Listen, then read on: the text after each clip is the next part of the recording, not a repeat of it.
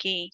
So before we start, as I mentioned, here are some reminders. We will be sending po handouts dito sa ating chat box.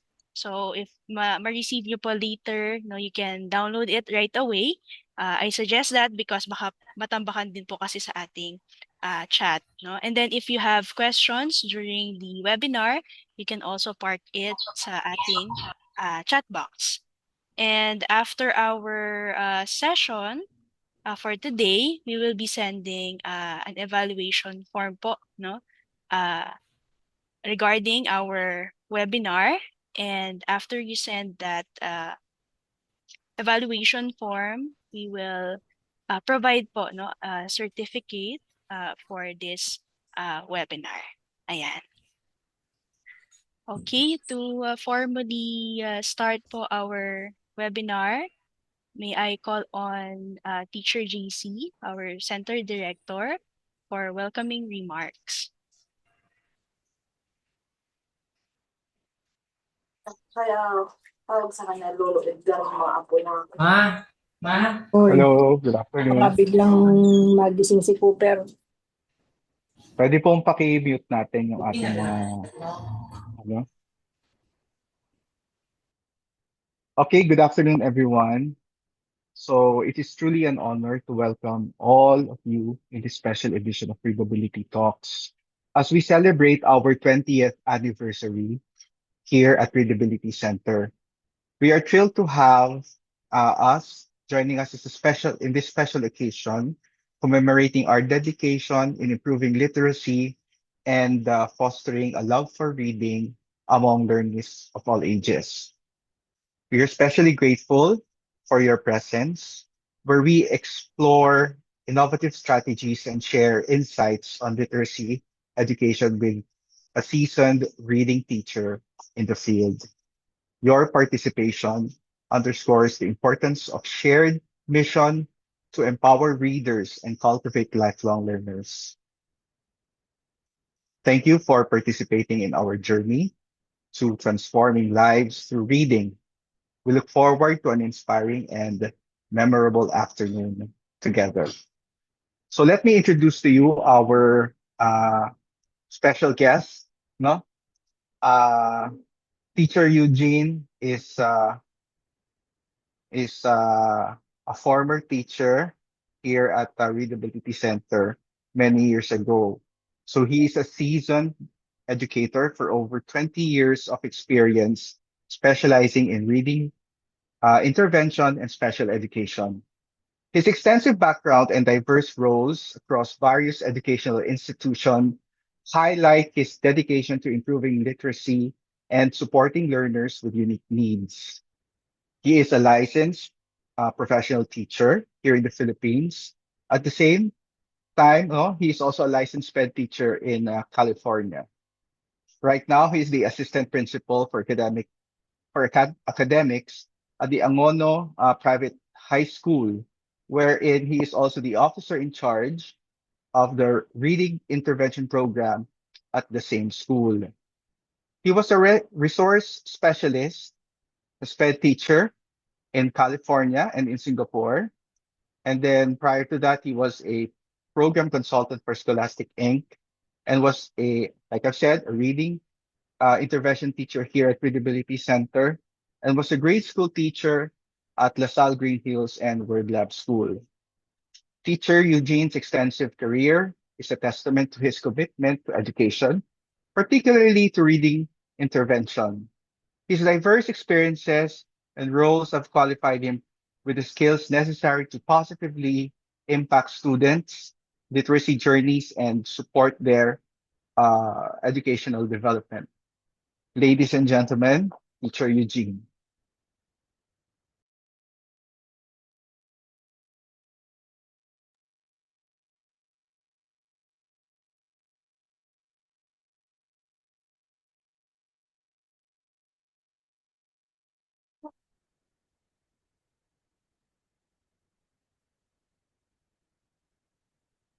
Everyone.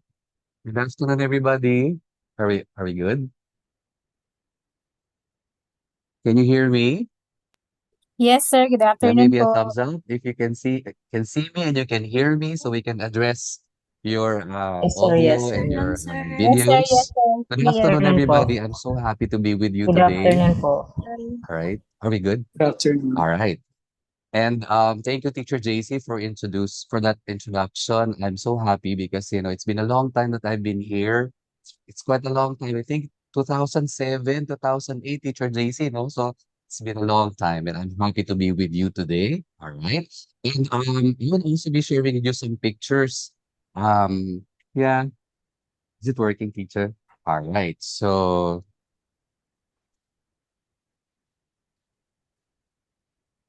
yeah, let me see if we can work on the slides. Yeah. Is it working? O yung akin na lang siguro. Baka lowbat. I can manually click it. All right. And thank you for joining us this afternoon because I know it's a weekend, and thank you for sharing your time with us. And yes. Is it working? Ayan. All right. Okay, so the title of our webinar for today is Multisensory Approaches in Teaching Word Reading and Spelling. So I would like to allow you to focus on three major aspects of the title, yung multisensory, and of course, yung reading and spelling. So those are the three factors that we'll be talking today. So yung multisensory, of course, on the onset, that's using our different modes of learning, visual, auditory, and kinesthetic. And of course, how are they related to the teaching of reading and also the spelling part? Okay. So at the beginning, so maybe because it would be easier for me to talk with you if you're here, and I think for the benefit of those who are online, we also have some teachers in our center for today, so yeah, and so they are here, and so please, I do apologize if in case my eyes would roll from one area to another. So yeah, so these are our teachers, our clinicians currently in Readability Center from, I believe, different areas, right? So we have Marikina, we have Quezon City, and those stuff. All right, all right. And maybe I could ask you at the beginning. So, what are the common word reading and spelling difficulties that you observe among your students? And I think most of us here are currently teaching in the classroom, no public teachers. I am currently teaching as a sixth grade teacher in a private school. And our teachers here inside the clinic are clinicians, meaning they're doing one-on-one intervention in reading and spelling as well. So I know that you have handouts, so probably you can just write down your concerns or the things that you observe among your students. So ano ba yung mga normal reading problems and spelling problems that you encounter with them? All right. So maybe as I go along, you can jot down your notes because part of our talk also is using a full demonstration of the strategies for multisensory approaches. Mhm. So, yeah, to save time, maybe you just write your questions either on the chat box or on a piece of paper. Then maybe later we have an open forum so we can address your concerns. You have like some of the things here. All right. Is it working? Yeah, there's a delay. All right. Yes, teacher.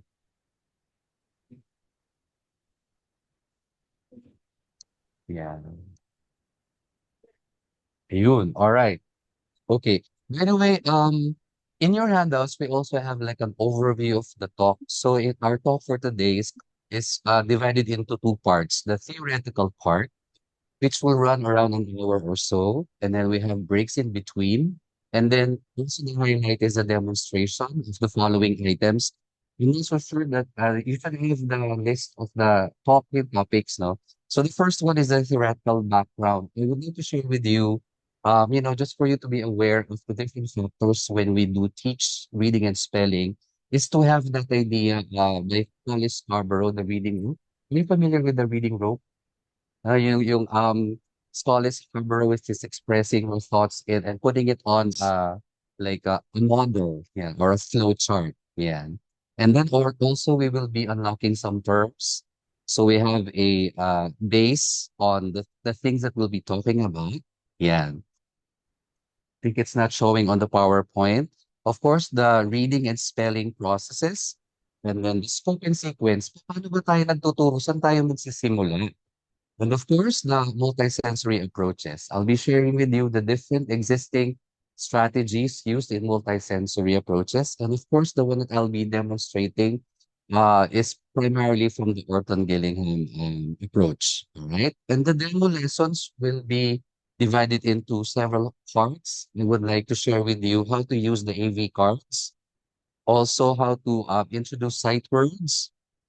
We will use the spelling chart especially in classroom instruction, and of course, a structured spelling. I think some of these strategies you're already using in the center or in your classrooms, but I would like to show, to highlight some of the strategies that we currently use. I'm using it in my classes, in my intervention classes in kinder to second grade. All right, let's see that. So, like these are the guidelines if you are able to jot down some of your concerns. So, example, kung ano yung mga problema na encounter nyo sa classroom, maybe when you share it later, can you kindly identify the grade level? And then, ano yung major problem ng data in reading and spelling? And of course, ano yung mga strategies na ginagamit nyo? So you can share later during our open forum. All right. I think this is the one I'm talking about a while ago. Right. So we can move on. Now, I have prepared already some of the responses. Yan. So ito siguro yung mga posibleng mga ma-encounter nyo na problema and I have listed them down. So yung word for word reading. So there's an issue with fluency. Also rate in reading. Bakit bumabagal silang magbasa? Alright, both in Filipino and in English. Alright. There are, of course, cases wherein most students will mispronounce and have sound confusion, especially those letters with similar sounds. Like dun sa slides natin, the E and the E, the B and the D. Especially with us Filipinos, we're not really keen into the long vowel sounds. So, minsan hindi tayo nagpa-practice doon sa mga long A, sa mga long I, sa mga long E. Because our language is primarily phonetic. So, nakifocus tayo doon sa uh, short sounds ng vowels. So when we introduce the long vowel sounds na medyo nako-confuse na yung mga students natin. There will also be cases wherein during reading and spelling, they would substitute some words, mostly whole word, no? Na ipapalit nila. Like for example, instead of house, nagiging horse or vice versa.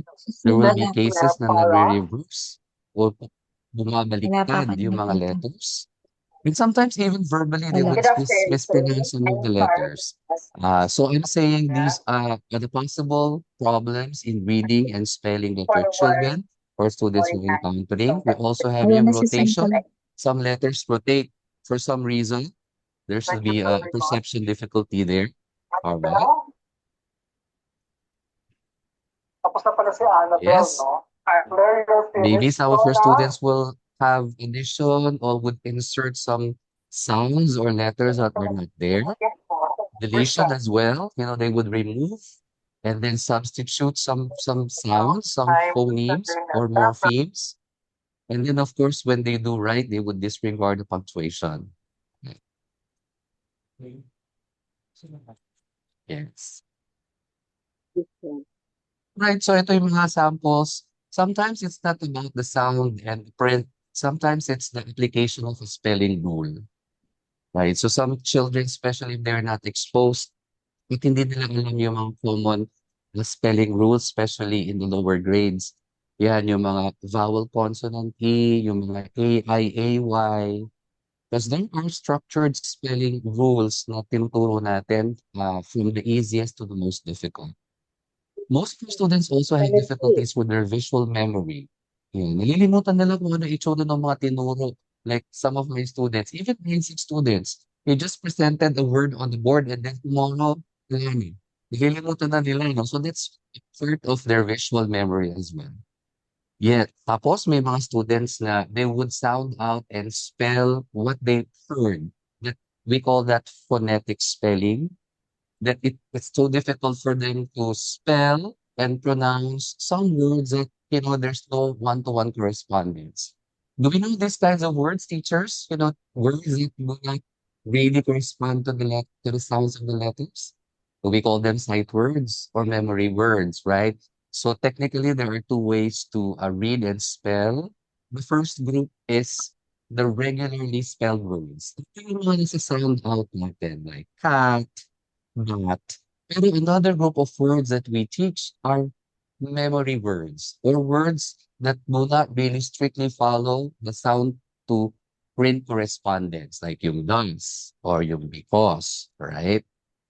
Yeah. So we have to be mindful as well because in the classroom, we tend to follow the one-to-one correspondence or yung phonetic, but there are really words that you don't sound away, right? Spelling or errors, of course. Yan yung mga near point and far point copying. So these are the challenges that some of our students are encountering in the classroom. All right. Uh, do you see it? All right. Okay. So in the actual, I had the pleasure of doing assessments for children with reading difficulties and spelling difficulties. And these are lifted from actual assessment reports and actual answer sheets. So in the PowerPoint, and you will see how this common, maybe not common for some of you, but for children with difficulties like yung dyslexia, they have these difficulties existing. Like yung unpakyan sila ng mga letters. So these are the things that possibly you can observe in your students, especially when you do conduct actual spelling. So nakikita nyo ba yan sa inyong mga students? Even in the upper grades, even if I may say, our webinar is mostly catering to K to 2 or K to 3, but definitely if they were not able to master those skills, magpo-progress yun into upper grades. And you can readily see that some students are really having these misspellings, during tests and essay writing. Right? So ito pa yan, yung mga transposition, yung mga substitution. Well, these are really big errors, and most of these kids really have clinical difficulties. So yun talaga may mga sound symbol difficulties. So hindi naman siguro lahat ng mga students natin sa classroom may mga ganitong errors, no? But just for you to be aware that why are these things happening? So yeah, may mga transposition, may mga multiple errors.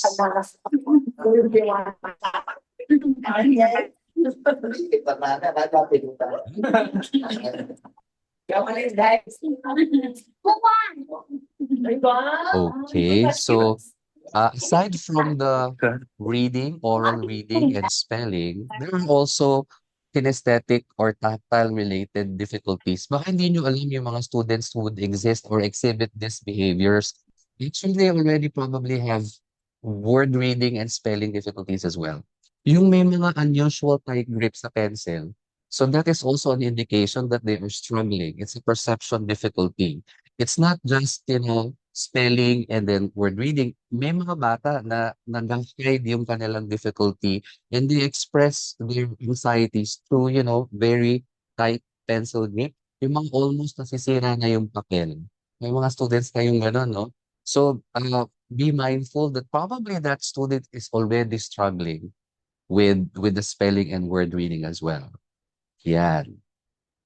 So, one of the marks of a child with a learning difficulty is mostly they are very smart, but they have limitations in terms of expressing themselves, especially in writing. So these are also considerations. They tend to use words that they also know how to spell. Yung mga joke na, okay, what's your favorite color? So hindi nila ma-spell, so they would revert to what they know. Yeah. And of course, very slow and laborious writing. So for teachers, do we have some questions or concerns for now? Okay naman, ano? Sa diretso pa tayo. All right. Let's move on. Mm. All right.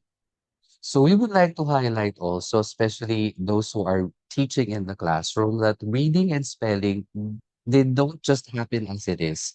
Sometimes as classroom teacher, we are frustrated when students don't get to do what we want them to do.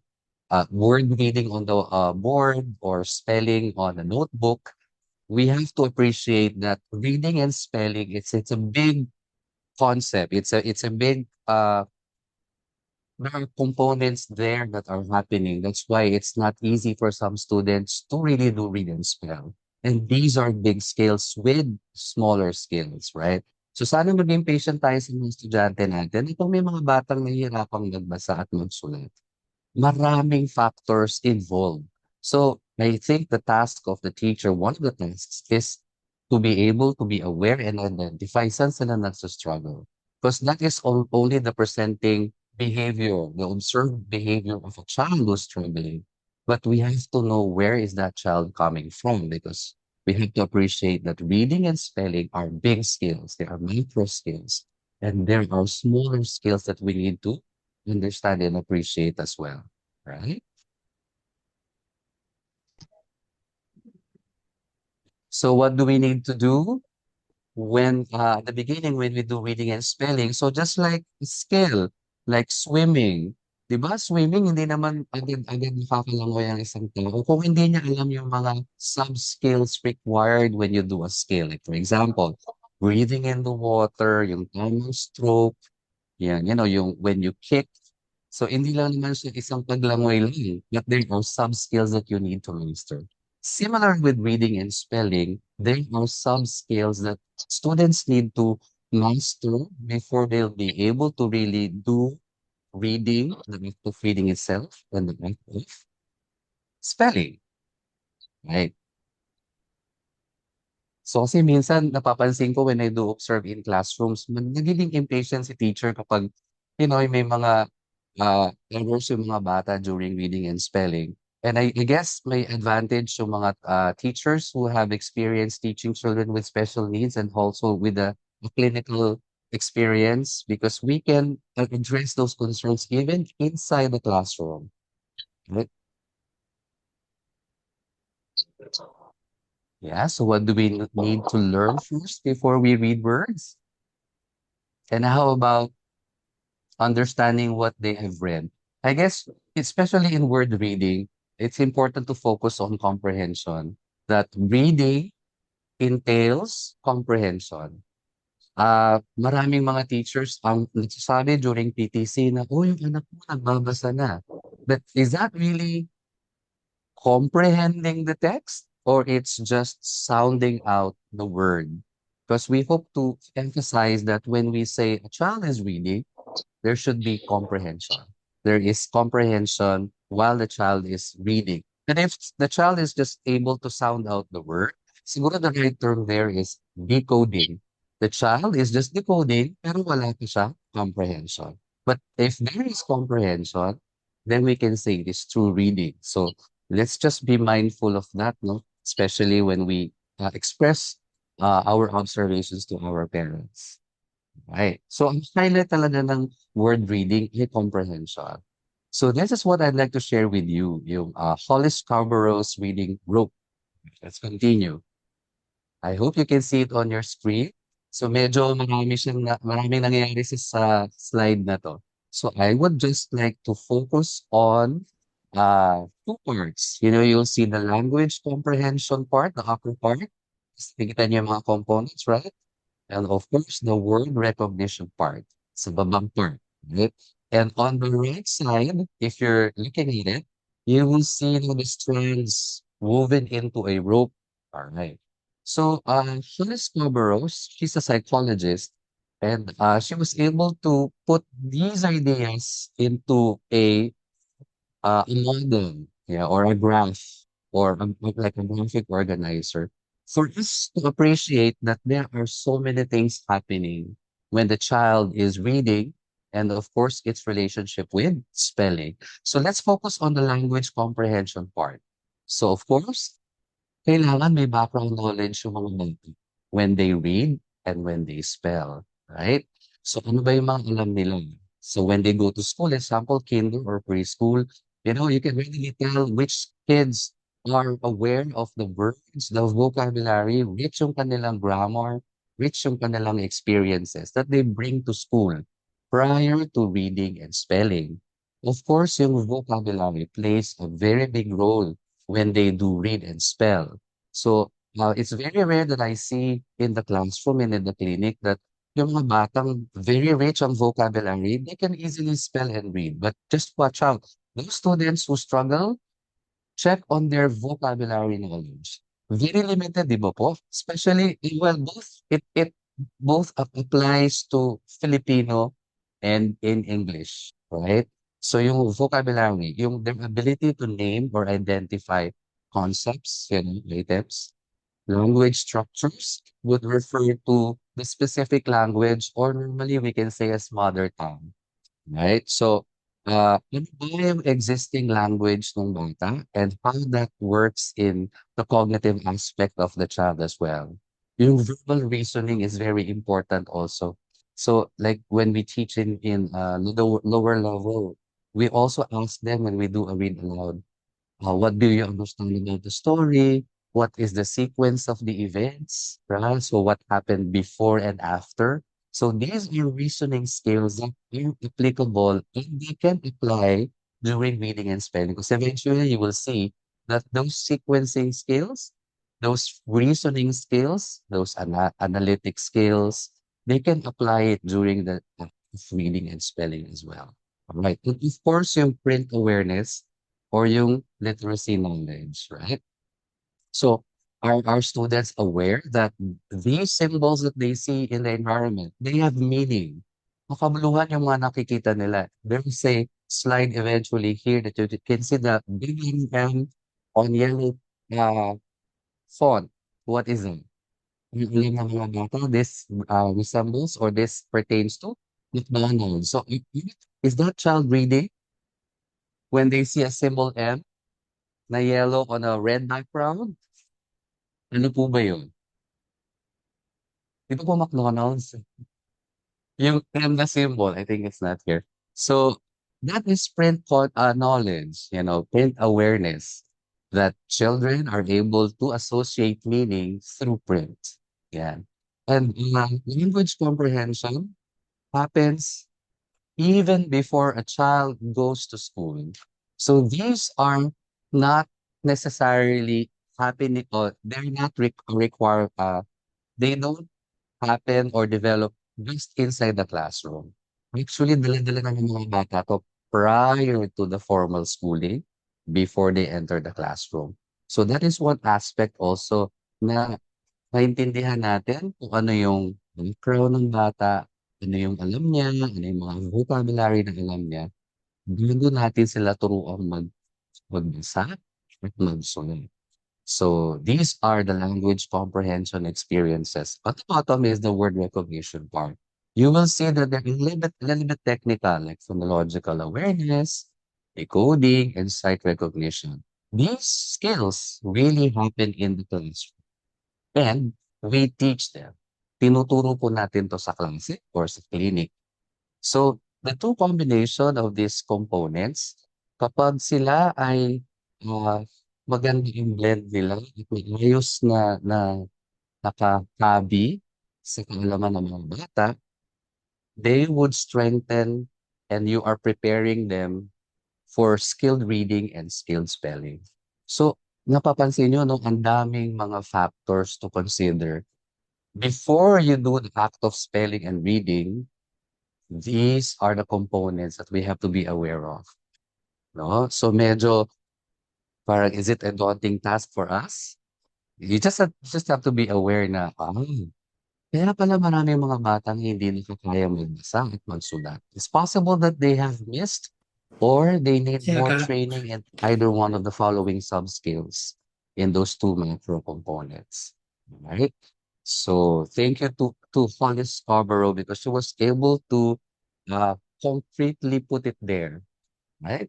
Okay, let's move on. So, ang dami palang kailangan talaga nating maintindihan prior to the act of reading. So, we would just like to share with you, these are the basic concepts and terms when we conduct word reading and spelling. And I think most of us are familiar with this one, especially teachers who are involved in teacher training, some in service training programs. Yan. So ito, yung mga vowels, I'm sure you're familiar with these terms, syllable, yan, consonants. Yan. One particular item for this one, vowels are open sounds. Pag may open, there's no obstruction in the production of the sound. So vowel sounds, yung open sounds. Of course, syllables, and then of course consonant like closed, yung mga because there are may restriction or obstruction in the production of sound. Right, let's proceed because I'm sure you're aware of all these terms. And we also have the notes with you. So phonology from the root word phono, sound. And one of the terms that we need to consider is phoneme. So kung sinabi natin phoneme, it refers to the sound, the individual units of sound. Because later during our spelling chart and structured spelling, laging maririnig nyo yung phoneme na term. Right? Yung kabila naman na side is graphology or yung smaller term niya, yung grapheme, would refer to the print. So kung ang phoneme ay ang tone, the grapheme is the print aspect of literacy or spelling or word reading.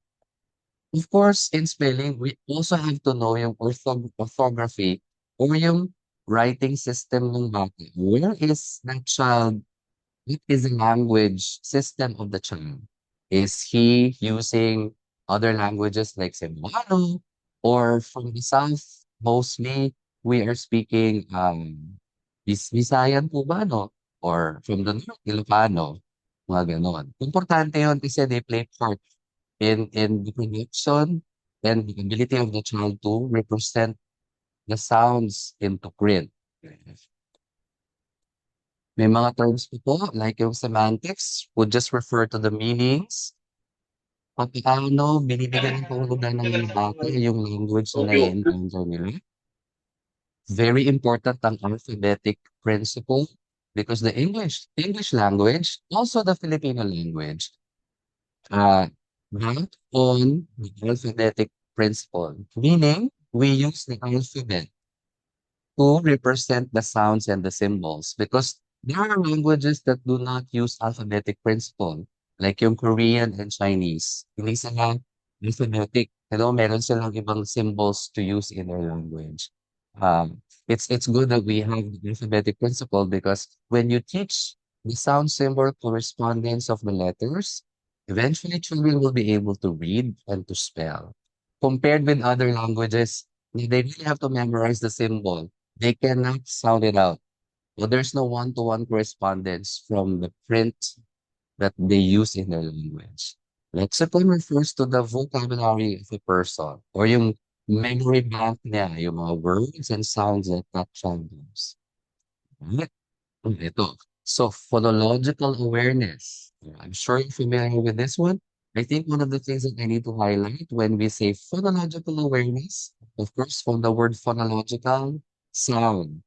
But one key aspect is that there should be no print. There should be no symbol. Pictures are allowed. But in the phonological awareness skill, especially those teachers who are teaching in the lower level, kinder, grade 1, we focus on the sound. Walang silang nakikita. If you would, represent or show symbols, they should be pictures or icons. Pero wala po munang mga letters because that's phonemic awareness. You are already introducing the print aspect of the sound that they've heard. And I think one of the challenges now is nawawalan natin yung skill ng phonological awareness. We are not allotting time to practice and allow our children to experience the phonological awareness skill. Dumidiretso agad tayo sa phonics or phonemic awareness. Na for me, it's very important that they master first the phonological awareness skills prior to introducing print. Yeah. And of course, phonics is a step system of teaching systematic teaching of the alphabet, yung the one-to-one correspondence of the letters and their sounds, right? So, because eventually in our talk, you will see that these words will appear, and I hope that, it's easy for you to access. Sabi ni teacher, phonological awareness, sounds lang to. Oh, phonemic awareness, ito na yung may letters. Right? Okay. By the way, teachers, if you have questions or concerns, you're free to put it on the chat box, and then later we have an open forum so we can address your concerns. All right. So let's focus on the spelling system diagram. Right.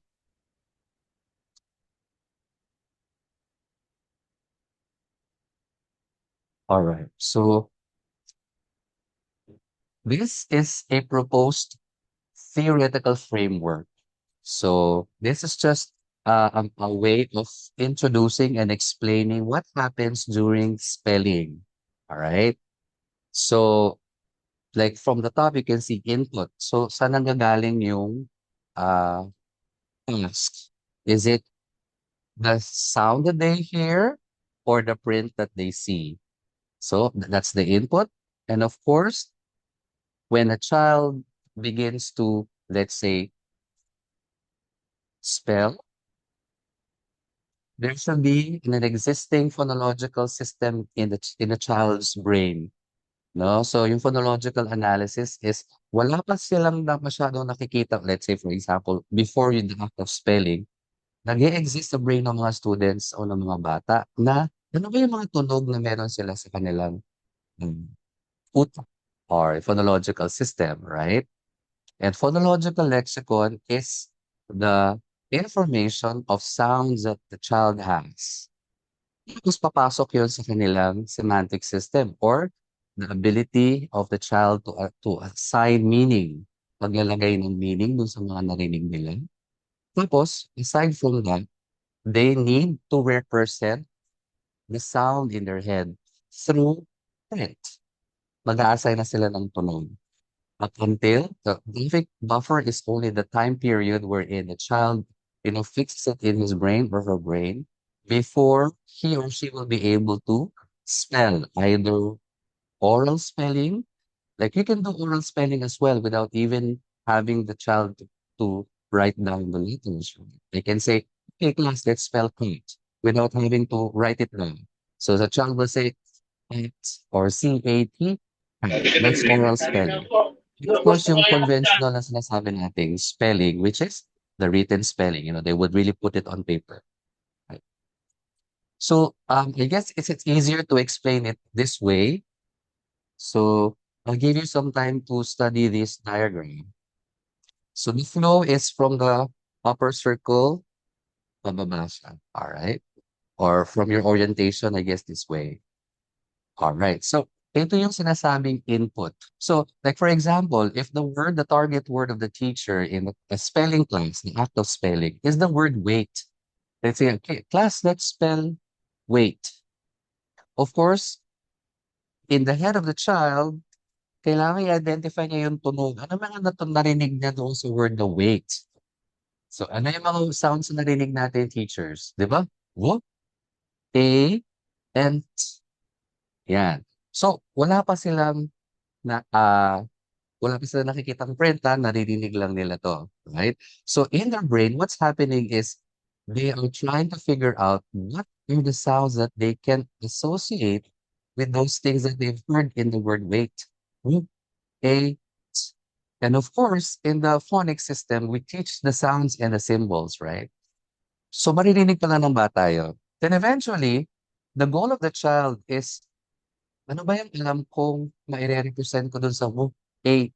Because if the child doesn't know those sounds, and to be able to represent it in print, the child will definitely have a difficulty in spelling, right? So when the child is able to access those sounds in his brain or her brain, the next that will follow is the meaning association or the semantic level. So that's why it's important when we do spelling, we introduce the meaning. Kailangan po pag nag-spelling po tayo, we don't just say, okay, spell wait, spell tray, spell code. That's baga natin. So you have to say the definition or yung meaning ng mga words na sinasabi natin. Why? Kasi in their brain, they have to access the meaning, the right meaning to the sounds that they've heard. They will associate those sounds into print and they have to associate meaning into it before they can really represent the sounds orthographically kasi ire-represent nila yung W sa W. So, remember, ang daming skills na kailangan matutunan ng students, right? Be able to identify first the sound, able to match the sound with the print, assign meaning, and then eventually represent the symbol, and then write weight. Pero, there is also another way to spell weight, right? If I don't give the meaning, let's say I spell weight, it will be able to spell W-A-I-T in weight. Tama. It's correct. The goal of the teacher is weight, is the heaviness of an object. So, namamali siya kasi hindi mo binigay yung tamang meaning associated with that word. So, the right way to represent those sounds are y, a, but the difficulty here is the sound A is represented not just in AI or AY, but how? EIGH. So that is a spelling structure. So you also have to teach that there are different ways to represent the sound of A. There are actually five. And one of them is the EIGH. So see the struggle of a child, what's happening in his or her brain when we do spelling. So this is a fantastic way to appreciate what's happening when we do have a spelling test or spelling skill. So, hindi po talaga siya madali. Hindi siya madaling gawin. Kaya po, minsan we feel like there are students who are having errors. It's not just they have a learning difficulty. It's so easy to say, ay, may dyslexia yung bata. Ay, nako, may ganito siguro yung student or something like that. But the task of the teacher is to assist them in learning these individual skills before we can go to the act of spelling itself, right? Okay, let me know if you have questions or concerns with this model. Yes, magandang way siya to appreciate. Ang dami palang nangyayaring skills, no? At ang dami nating kailangang ituro when we do ask for spelling. All right? But of course, that is also associated with reading, right? Correct. So, um, I know that the next part is the reading and spelling processes or stages. In your handouts, I think that they will be giving you an adequate description of each stage, but for the purpose of our discussion, we're just putting them side by side. You know, the one on your left, Henderson's proposed stages of spelling, and then on the other hand is Jean Charles' stages of reading development. I hope you're familiar with them, especially teachers who are teaching reading and English or doing clinical intervention in your profession. So it only means that when these two things they have a lot of things in common, and you can see that they are both developmental.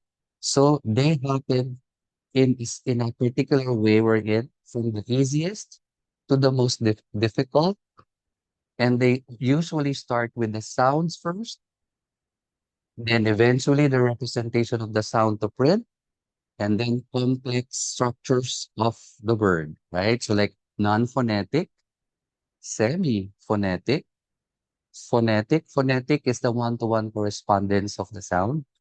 And then eventually, when in spelling, di ba, yung pong from CVC to digraphs, to long vowel sounds, to multisyllabic level, and to other levels of spelling. Let's say may mga affixes na, right? So it's so difficult to ask the student to spell a long vowel, a word with a long vowel sound, kung hindi pa niya alam yung CVC. Of course, mahirap mag-ask ng bata to spell a word multisyllabically kung hindi niya alam yung structure ng word at mayroon siyang difficulty assigning the sound and symbol correspondence. Same with reading. So before the child can really read, the child needs to understand that there are sounds and symbols, and then eventually they would represent those sounds into individual units of print, and then be able to sound out, let's say a word, and then phrases and sentences up until they can read passages and texts. So this particular slide will tell you that both stages of spelling and reading, they are both developmental. They happen as the child matures. And of course, they follow a particular sequence. I know there are students I had a student before, of course, meron siyang unique capability to visually memorize everything he sees. And that is a unique skill. That's not happening with all our students. So, mabilis sa kanyang mag-spell at mag-read because whatever he sees, he can readily read it and spell it out without even sounding it out. So that is a unique skill, but that is not true with all children who goes developmentally. There's a particular sequence when you teach a skill, right? And of course, it's very important that we have to start from the easiest level, sounds muna, sounds and print, eventually whole word, multisyllabic, and then mga iba pang skills, right? So this only goes to show that we also need to be aware where the child is at. So in terms of spelling and in terms of reading. And what's good about this is when you teach a particular skill, either spelling or reading, they are related. So when you teach it in one area, it usually is affected or related with the other skill. So it's quite rare for a child to have reading skills, really good fluent reading skills, tapos mahirapan siya mag-spelling. And the other way around. Right? So they usually go together. Right?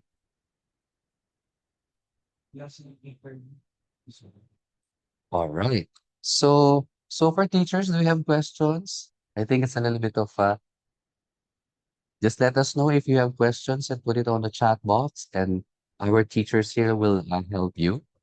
Now let's go to the prerequisite skills before word reading and spelling. So like prerequisite skills, importante yung oral language, phonological awareness, alphabetic knowledge, and fluency. It all starts with sounds and talking and speaking. So importante na in the inside the classroom, not just for kinder and grade 1, but also more so for upper grades.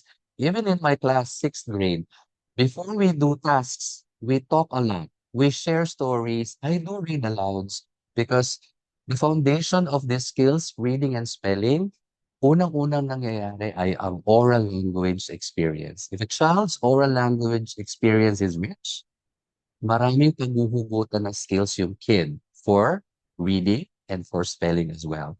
So very important yung oral language. And I think if you're familiar with our curriculum, the K to 12 curriculum, even with the new curriculum, the Mitatang curriculum, if you will see the English curriculum, you will see that consistently from kinder to grade 12, laging may oral language. Right? Tapos, nagbabago na yung mga components. Like example, phonics or phonemic awareness, decoding, spelling, lumiliit nga depende sa grade level. But consistently, across grade level, importante laging mayroong oral language. Because that's the basis or the basic and the foundation for literacy. Nangyayari kasi muna yung auditory and verbal bago yung print. Okay? Alright. So kailangan, no, we have to practice both in the classroom and in the center na you have to allot ample time for oral language to occur. At saka marami kang natututunan sa mga estudyante. Hindi mo maintindihan sa kanila. One way to establish rapport as well. I love it when I do read alouds, tapos I can hear their opinions and their point of view because I think teaching reading and spelling is not just the act of teaching reading and spelling. You also have to establish good communication and rapport with your students kasi importante rin yun sa kanilang well-being and experience. Alright. So oral language development, of course, language acquisition. How is the child acquiring the language in the environment or in the context where he or she is at? particularly at home. So I would always encourage my parents to read aloud with their kids, to allow them to explore the world, to watch movies, to sing songs together, because these are language experiences that help enrich, their skills. And eventually, magagamit nila yun sa reading and spelling. Alright? Phonological awareness, again, has something to do with the sounds. Yan, yung mga skills into syllables, rhyming, and alliteration. All right. So these are the phonological exercises. Remember, teachers, wala pa pong print. Walang print. Walang letters, walang sentences. They all have to communicate and build the skill auditorily. Sa words in a sentence, peace on earth. Yeah. That's why in the lower grades talaga, we really have to explore yung kanilang senses like singing, dancing, moving. There's a lot of things going on, but these skills are very important and crucial in their development of literacy skills. Alright.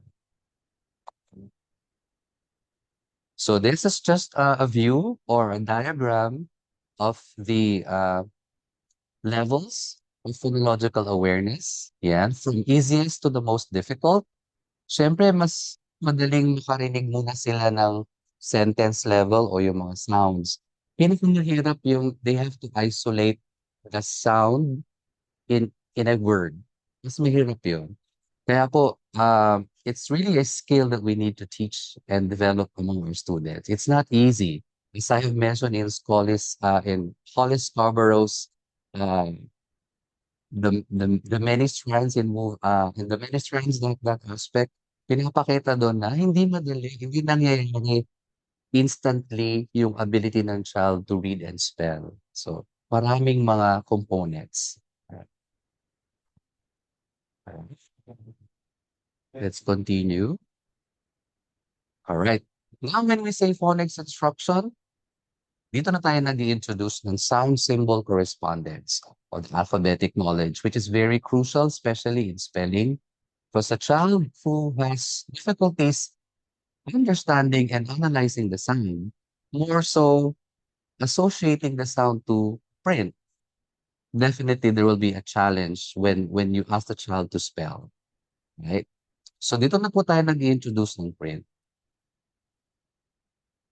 Kasi when I observed in kinder and that's why I handled also the intervention part of our school, napansin ko na walang mga masyadong kantahan na nangyayari. My teachers would always say, kasi po we're tied with kailangan tapusin 'to. Kailangan nasa curriculum ganito, dapat ganito. So I understand.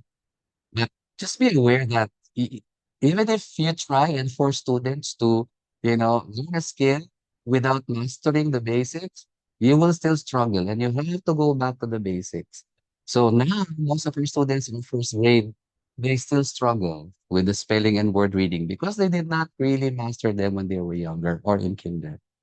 So in terms of abilities, fluency refers to the two things, the accuracy of reading and the speed, yung tamang speed. Because researchers say that comprehension is affected when fluency is not there, right? And together with fluency, as I have mentioned, aside from the word reading of regularly spelled words, yung mga cat, bat, yung mga phonetic words, you also have to introduce sight words, right? Later, we will show you using a spelling chart. Okay, so this is showing you how language play a part in the connection of reading and spelling. Yeah, so spelling is a mapping of symbols to language. And of course, the English language and even the Filipino language is a system of symbols. And so they need to accurately identify the sound and the symbol. So that's why it's very important to establish that. Yeah, beginning stages of spelling requires mapping of the smallest sound units to letters.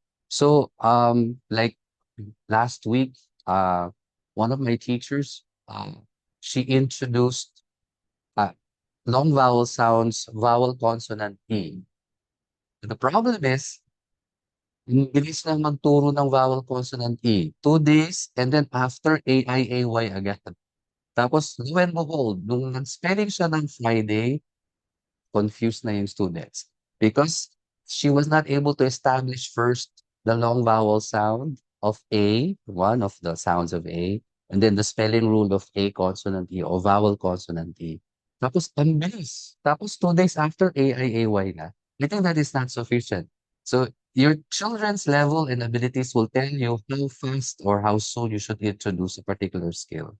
It's always a challenge because administratively, you check kasi may scope and sequence, may quarter ang mga schools, right? But when you are the teacher in the classroom, it's so hard to force your students to jump onto more difficult skills if you were not able to build the foundation skills. So it's really a challenge. And I hope you find a way to check the right balance. All right. Okay. So most of these terms are familiar with you. Okay. So why multisensory? So I know there are different approaches in teaching spelling and word reading. There are like whole language approach. If you're familiar with the models of reading, yung mga top-down model or the bottom-up model or yung mga interactive model. But the key there is multisensory. Yung paggamit ng iba't ibang senses ng bata, right? Because studies show that if you immerse and use all the senses of the child, visual, auditory, kinesthetic, not in isolation, but at the same time. And you can do it. Later, I will show you that when you introduce a letter, you can also introduce the print, the sound, the act of writing, and they can even build words with all the sounds and prints that you have introduced. Right. So, of course, it involves visual, auditory, kinesthetic, tactile to enhance memory and learning. Right? Okay. So these are the same concepts that we have discussed, yung mga phonemic awareness, importante yun kasi their ability to sign the sound and the symbol, rhyming words is very important. Then also, part of multisensory teaching is you are explicitly sinasadya mong ituro ang blending. Yung, uh, you really have to demonstrate it. You cannot just ask your student read. O bakit hindi mo nabasa? Basahin mo ulit. Di ba pat yan? In fact, no, you have to really slowly, directly, explicitly show the child. This is how you do it. Yeah. Hmm. Diba? Kasi sometimes, with so many reasons for us teachers, ang dami nating mga demands or marami tayong mga requirements. But look at the child because the child will tell you if he is getting it or if she is getting it. Segmenting, these are the skills involved in multisensory teaching. Sight words and of course the alphabetic code system. Right? Are you still okay, teachers? Okay pa ba? All right. Let me know if you need a break. Yes. Napapansin niyo paulit-ulit yung mga terms? Because definitely, they are really crucial and important, both in reading and in spelling. And focusing on the sound, di ba?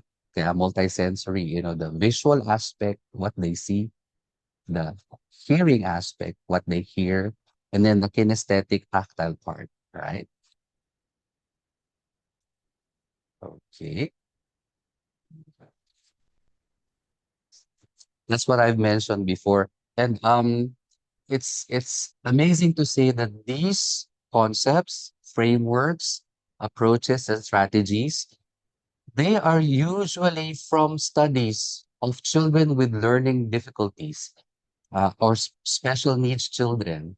Doon nila na-identify that these are important because when they do understand through case studies, when they approach a child with a learning difficulty, naintindihan nila how the brain of the child is working.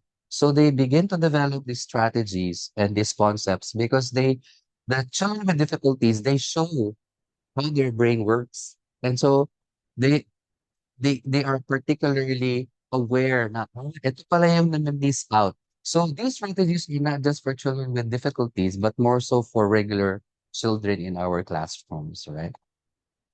Okay. All right. You can read through all these paragraphs.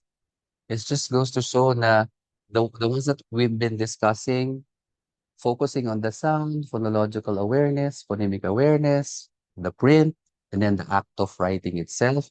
These are crucial in acquiring the skills. All right. Same, di ba? So these are the basic principles. Ayan na naman si phonemic awareness. Nandiyan na naman si sound symbol correspondence. Yung blending. Alright? Alright. Handouts will reach you. I know they will have a way of sending you the handouts. Okay. Later, I will demonstrate the use of the AV cards. So in multisensory teaching, one key aspect is simultaneous. Sabay-sabay po siya, right? Or in the right order or in a particular sequence. But you don't do visual muna, tapos next week auditory, tapos next week tactile. So the key there is at the same time. All right? So to share with you, before we go to the actual demonstration of all these skills, these are the existing, what I know of, are programs and strategies using the multisensory approaches. The first one is the Orton Gillingham approach by Samuel Orton and Beth Gillingham. All right. So the association method, yeah, that's a phonics-based multisensory approach, and it is developed by Mildred McGuinness. So all these strategies, they use multisensory approaches. So it doesn't matter to which one you subscribe to, as long as you are aware that they are using multisensory approaches. The Herman method, used by or developed by Renee uh, Herman, is also from the multisensory approach. And most of these approaches are from strategies used in teaching children with learning difficulties. Halos lahat sila nagsimula doon sa pagtuturo ng mga batang may difficulty in reading and in spelling. Hindi siya na-develop because of teaching regular kids, yung mga usual grade level students, no? But they are developed and maayos yung sistema ng pagtuturo because of children in their classrooms. These people were exposed to children with learning difficulties like this dyslexia, dysgraphia. By the way, I think we don't need to use those terms anymore. We are not encouraged to use dyslexia anymore, dysgraphia anymore. We just use the umbrella learning disability because, of course, it's not, they say, politically correct. But as a clinician, it's important to know, ngayon, ito palang bata na to ay may reading difficulty, particularly to sound symbol, therefore dyslexia. But technically speaking, in your reports, especially clinicians, we are refrained from using these terms as subscribed by the DSM-5, yung Diagnostic and Statistical Manual used in the United States. May binibilin sila sa atin na huwag na po tayong gumamit ng mga ganitong restricting terms. What's important is when you have them in the classroom, regardless kung may dyslexia, dysgraphia, dyscalculia, you teach them as they are. You see them as a regular kid. You do not restrict your teaching. You give them all the things that you know, expose them with all the theories you know. You don't, kasi the tendency is, may dyslexia ka, ganito na lang ang gagawin ko. Kasi may ganito ka, may ganyan ka. May dysgraphia ka, so may challenge ka, so ganito gagawin ko. The tendency is we restrict our instruction. The thing is, no, we are shortchanging our students. We give them all the things, regardless. All the strategies that we know, turo pa rin natin siya. So I think that's the basic principle. That's why they refused or refrain from using those terms, especially in your reports. Yung mga nagbibigay ng progress reports, yan, yung mga clinical prognosis, yan. Then the mood bell method, this is used in California. There are schools that subscribe to this. Lahat ng bagong teachers nila, regardless kung working with children with special needs or regular teachers, they are all trained with the Linda Mood Bell method, especially in the northern part of California. Project Read, ano pa ba yung mga familiar kayo? Let's see. Yeah, and alphabetic phonics, it's kind of, it's a giveaway. They use the alphabetic system in teaching phonics. The Wilson method, it's also called the Wilson reading system. It's based on the Orton Gillingham method. Jolly Phonics, if you're familiar, Jolly Phonics and Letterland, they use songs for the kid to memorize the sound symbol correspondence. Let's say A, apple, or yung mga letterland, letterland, A is letter. So those things, the key there is for the child to immerse with repetition, yung ulit-ulit. Tapos, automatic na sa kanila yun. Minsan nga nagsuspense sila, nagtutuloy sila. Kasi they are familiar with the sound and the tune. Tapos, it's easy for them to recall the sound, tapos to match the symbol. Because in Letterland, yung mga letters nila may mga pictures. I hope you're familiar with what I'm talking about. May mga characters doon sa letters na embed din siya sa letter R or sa letter S. And it's a visual, enriching experience for children. Yung Montessori, of course, I think you're aware that Montessori method is based from Maria Montessori's exposure with children with learning disabilities. So si Maria Montessori, na-develop niya yung method niya because she was trying to teach children with difficulties. And then she was able to introduce all those materials in Montessori. Ngayon, napapakinabangan ng mga regular students. But actually, they are originally designed for children with special needs, right? Okay, so these are the existing strategies, and probably some of them either, you're exposed with, right? Okay, so let's go through this one. I hope that we have a good time check. Okay, po. All right, so these are in your handouts. So these are quite familiar for teachers who are teaching in the lower grades. So of course, bago tayo magturo ng mga print, ng mga A, ng mga T, practice muna yung sounds, yung the phonology aspect, right? That's the phonological awareness. So, kanta, enrich, walking, gardening, kumakanta sila, tapos they have those rich experiences talking with each other, storytelling, yeah. Tapos eventually, when it makes sense now, you introduce the symbols. Ito na yung may mga letters. Napapansin niyo po kasi now, nakikita ko talaga letters agad. May letter na agad tapos sound. So, technically, sound muna. Wala munang print. And tapos eventually, there are different ways to introduce it. Each multisensory approach follows a certain sequence. It doesn't matter kung anong sequence. So, it doesn't matter.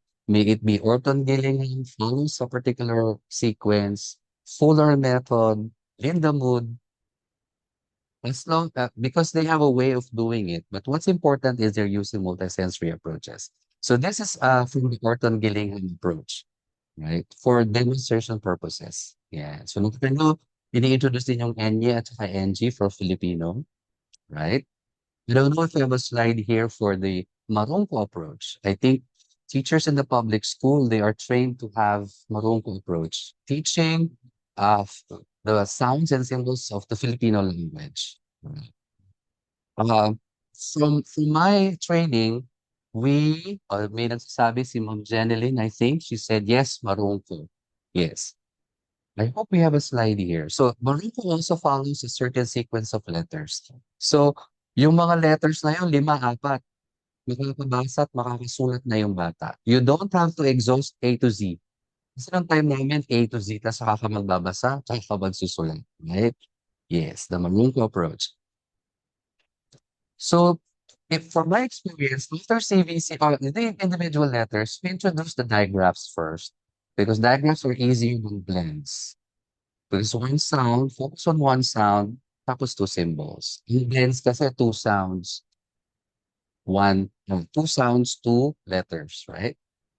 Okay, ito lang yung scope and sequence. It's in your handout, so you don't have, I don't really have to expound on this. So it just shows you na from the easiest to the most difficult. Ito combination, ito yan, nami-miss to ng mga teachers. Hindi nila tinuturo yung mga phonograms na ANG, ANK. They assume that kids would readily read and spell. Pero dapat po ituturo natin siya in isolation, meaning explicitly you have a session, a class, one day, focus on ANG lang, tapos ANK. Pero makapag-build sila ng bank, ng tank. Kasi this, teachers feel like, okay, naturo ko na ang T, ang A, and N, and K. Saan yung bata ng tank? Not necessarily, right? So you really have to focus on this individual letter combinations. All right? Yan lang. After they have mastered the short sounds, the individual units of letters and sounds, tsaka pa lang po tayo mag-introduce ng long vowel sounds. Right? Kasi alam teachers, ang lesson nila ay CK, tap, brick, at tapos yung word ni teacher, sa spelling niya, cockroach. Well, may CK pero may roach. So that is a challenge for children because yung lesson yung ay CK pero merong ibang part ng word na hindi mo pa naituturo, like yung OA sound ng roach. So just be aware of it. Okay, and then the vowel diagrams. Okay, let's go through it. Most textbooks and yung mga legit na textbooks, they follow a certain curriculum, certain scope and sequence, so they're safe to use. Yeah, they are all in your handouts. And also, if ever you're teaching or you're in doubt whether you're doing it right, you can check on the scope and sequence.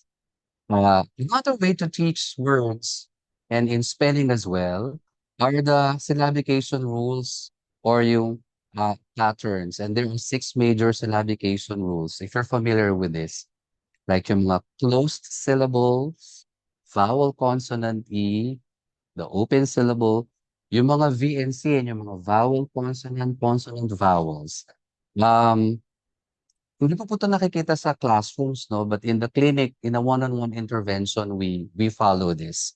Because some kids, some students, it's not automatic for them to spell the word rabbit.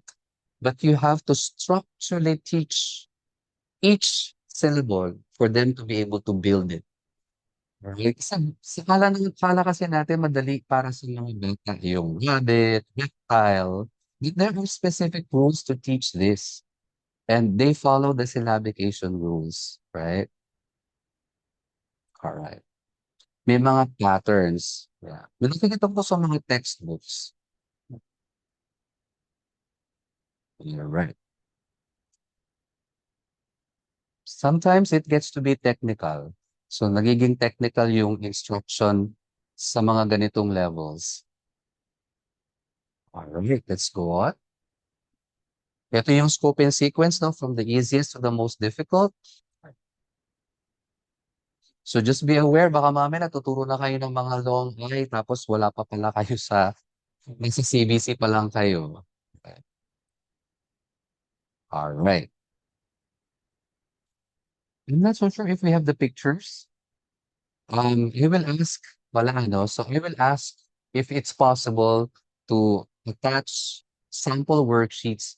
It's important, as I have mentioned, that we do not teach reading and spelling in isolation. We integrate them in other subjects. So please integrate.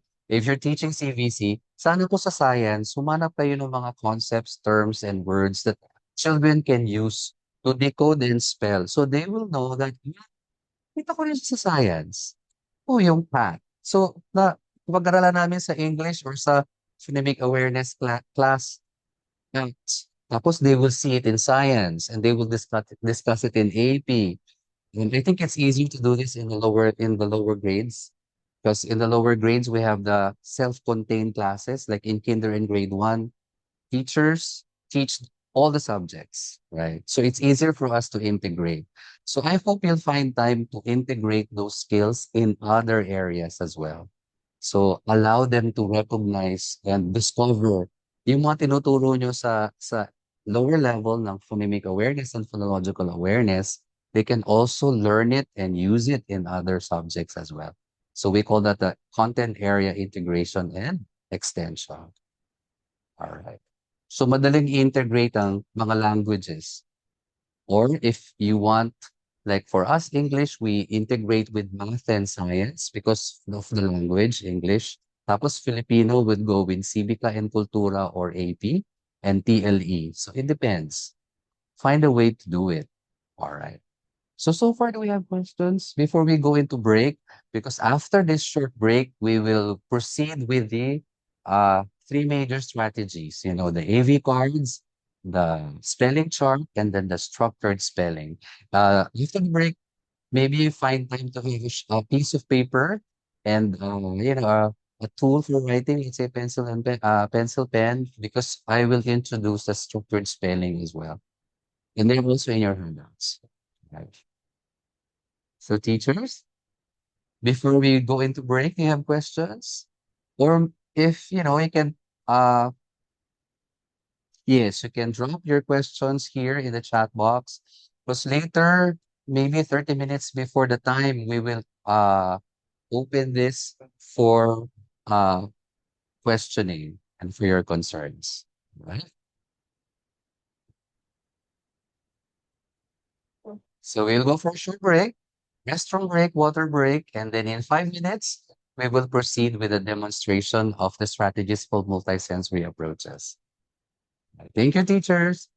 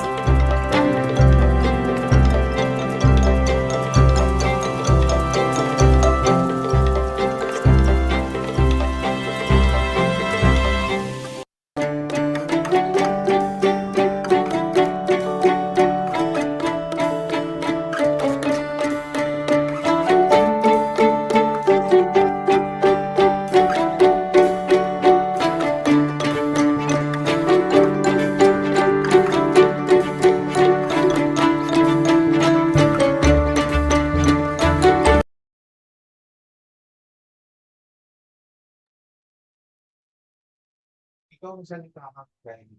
Hindi makikita mo yun. Yes. Are we on? Yes. All right. So good afternoon, teachers. Thank you for getting back. All right. So I hope you were able to have a meaningful 5-minute break, just like what I did. All right. There was a question a while ago about anong uunahin kung letter name o letter sound. All right. So I guess that's phonics. Phonics concentrates on the sound symbol correspondence. So they should be taught at the same time. Pero I know there are strategies that you introduce the sound first. So like as I mentioned a while ago with our teachers here, yung this is, but you're not naming letter C, right? Because what's good about it is the children will concentrate on one item of phonics, which is the sound. Because you will build all the sounds. Not necessarily A to Z, but the targeted letters that you know. All right. And then later on, when they know the sounds, you will introduce the name. This is this is C. You put C. I don't know if I C. Good it. C. So it's easier for them to facilitate the decoding part, yung pagbe-blend. Kasi hindi na mo simultaneous yung nangyayari. Na nakaka-focus sila sa tunog, tapos focus sila sa symbol. So in a clinical setting, it's easier to teach sounds first. But I think it's a challenge because you have a concern of time. Nagmamadali yung maraming teachers and yung mga clinician, kailangan makuha itong agad. So what's important is in multisensory, sabay siya if it's phonics. But if it's phonological awareness, wala pang print. Phonological awareness, focus on the bigger chunks of sounds. Syllables, longer words versus shorter words. There are no letter names first in the phonological awareness. Yun ay nasa phonics. So if you are teaching a phonics lesson, sabay na siya. But if you are practicing phonological awareness, meaning wala kayong nakikitang print, sounds lang. Wala siyang letter name. Okay? I hope that answers your question. Depende kasi if you're in a clinical setting, I would introduce the sound first. And then later on the print. Kasi may mga bata na they are confused because of yung kanilang multisensory. They cannot focus on those aspects at the same time. So I would focus on the sound first and then the letters. All right. Do you have other questions, sir, in beginning reading? Introduce first the real objects or pictures, then the letter and sounds. Beginning reading. We need to follow correct sequence. You introduce first real objects or pictures, then the letter and sounds. Depends on your goal. So you mean you introduce a real object to discuss it, right? Beginning reading. If it's a phonological exercise, pictures. Like what I have behind me. Nalaglag. So if you have a phonological exercise, you will focus on the real objects and the concept. So this is a block or this is a pen. Yeah. Phonological exercises, wala kang makikitang letters and sounds. But like later I will show you, if my lesson is phonics or phonics system, phonics class, you will have to do it at the same time. So, eh, pen, this is pen. Right? So that's phonics. Okay. But if I am saying phonological exercise, like, hmm, namamangmata is pen and then blackboard. Okay, which is longer class? Blackboard or pen? That's a phonological exercise. You're focusing on the longer sounds, which is blackboard, right? As compared to pen. Because the scale is from bigger chunks of sounds to smaller. So blackboard is easier to identify two sounds. Blackboard, very good. And later on, mag-focus tayo sa board. Tapos later on, you focus on board, board. That they will spell. I think teacher,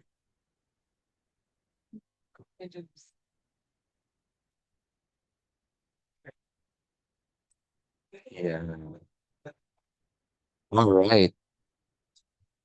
So let's focus on the first strategy that I'll teach you. I think you're using it in your classrooms. But I would just like to highlight the use of the AV cards or the audio visual card, right? So audio, visual, cards, AV cards. I'm not so sure with how others use this. So it's a simple thing.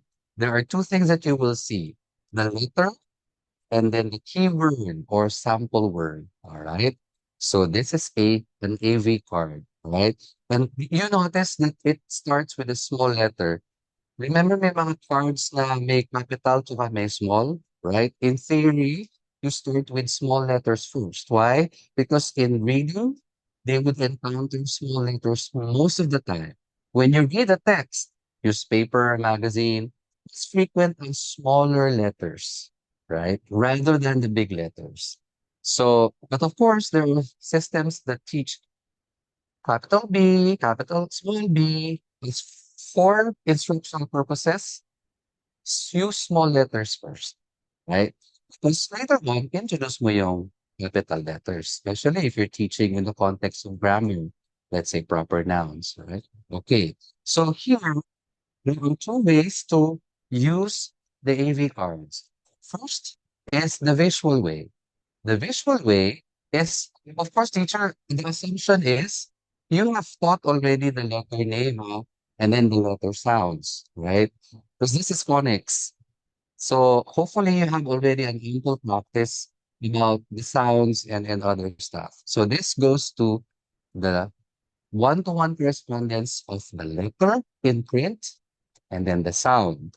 What's important is you have to introduce the keyword because remember, there is the semantic level of the spelling process. You have to remember the meaning, and the keyword will help the child access the first sound in the keyword. Example, P, letter P. What is the keyword? Pig, and then the sound. All right. Aside from that, the child will say the P, pig, while writing in the air. Mahirap? Mahirap, yes, but eventually, you need not use the AV cards and the tactile part if the child already mastered those four components. This is just to assist them and introduce it. So these are just tools, but they are not the end skill na parang laging may AV cards. No. Once a child has mastered the sound symbol correspondence, drop mo na sa AV cards. You proceed with spelling, spell cat. But if the child cannot do that, they need some visual auditory aid, which is the AV card. All right. So, example, key, pig, very good. Next, and nest. Remember, teachers, they already know the letter name and the sound, 'cause, they are taken in separate skills. All right. Okay. And nest. Um, I've seen a lot of visual cards using different ways, especially the concern is the keyword. What's important is the easier to remember, to recall, and the easiest representation of the word, the letter, the better, right? So, halimbawa, fish, o naman fusion. Huwag naman yung mga difficult multisyllabic pictures. The easiest, the better, right? Okay, so N, nest, So teachers who are in the center, can you say B, boy, B, correct? R, rat, the common mistake of children, they usually put an A here and they can say B, boy, C, cat, ha. So you have to remove that because that's not the right way to do it. You have to isolate the sound. Shorter, the better, right? T, top, hindi top, correct? Yes. F, fish, right? So I'm using this because later in our spelling, I am one skill that we need to do in this particular AV cards is you will only use the letters that they need. You don't have to, for practice purposes, lahat ng letters ng alphabet gagamitin mo. No. The goal is if I have a goal in my spelling and word reading, CVC only, those letters that you can find in those words, those are the only letters that you will use.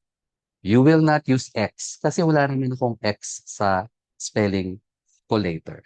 Alright? So, that's why you have to prepare. It's a very structured skill. Akala nyo napaka-simple lang nito. No, it builds crucial foundational skills in children. Focusing on the sound, focusing on the keyword. Later, I'll tell you why, and then the name. And at the same time, you write in the air. I'm talking about very young children. If your children or the one in your clinic or in the class, nahihiya sila pag grade 4, grade 5, gumaganon pa, you can do it on the table as long as they're doing it right. If they need some lights, let's say yung mga whiteboard, sulatan nyo ng blue, red, blue. So you see the orientation of the letter kung tama. Kasi the problem there is if nasanay silang magsulat ng mali sa hangin o sa dito sa table or whatever they need to do, eventually when they do act of spelling, magkakamali sila. Alright? By the way, the point wherein you do the tactile, that's another set of skills. Meaning, you have to allot a particular section when you teach the stroke. Right? Kasi what I'm doing now is simultaneous na po tayo. Like the sound, the symbol, and then the name. And then, right. So, A, apple, right? Key, pig, right? Why is it important to do this in the air? Remember, the more that the child is using the multisensory skills, the more their brain will create those pathways so they'll be able to remember them. But then again, the goal is mawawala na tong mga to eventually if they can spell it without the aid of the cards, writing in the air, and saying the sound. It's building the foundational skills, especially in early readers and spellers, right? So, napansin nyo, 7 lang yung ginamit ko. Because later, in our structured spelling, you will only encounter 7 letters. I will not use other letters. Why? So that children can focus on the necessary important sounds and letters. Yung mga hindi kailangan, you don't have to use them. All right, as I've mentioned, the first part of the AV cards is the visual part. Allow ample time for the children to remember and memorize.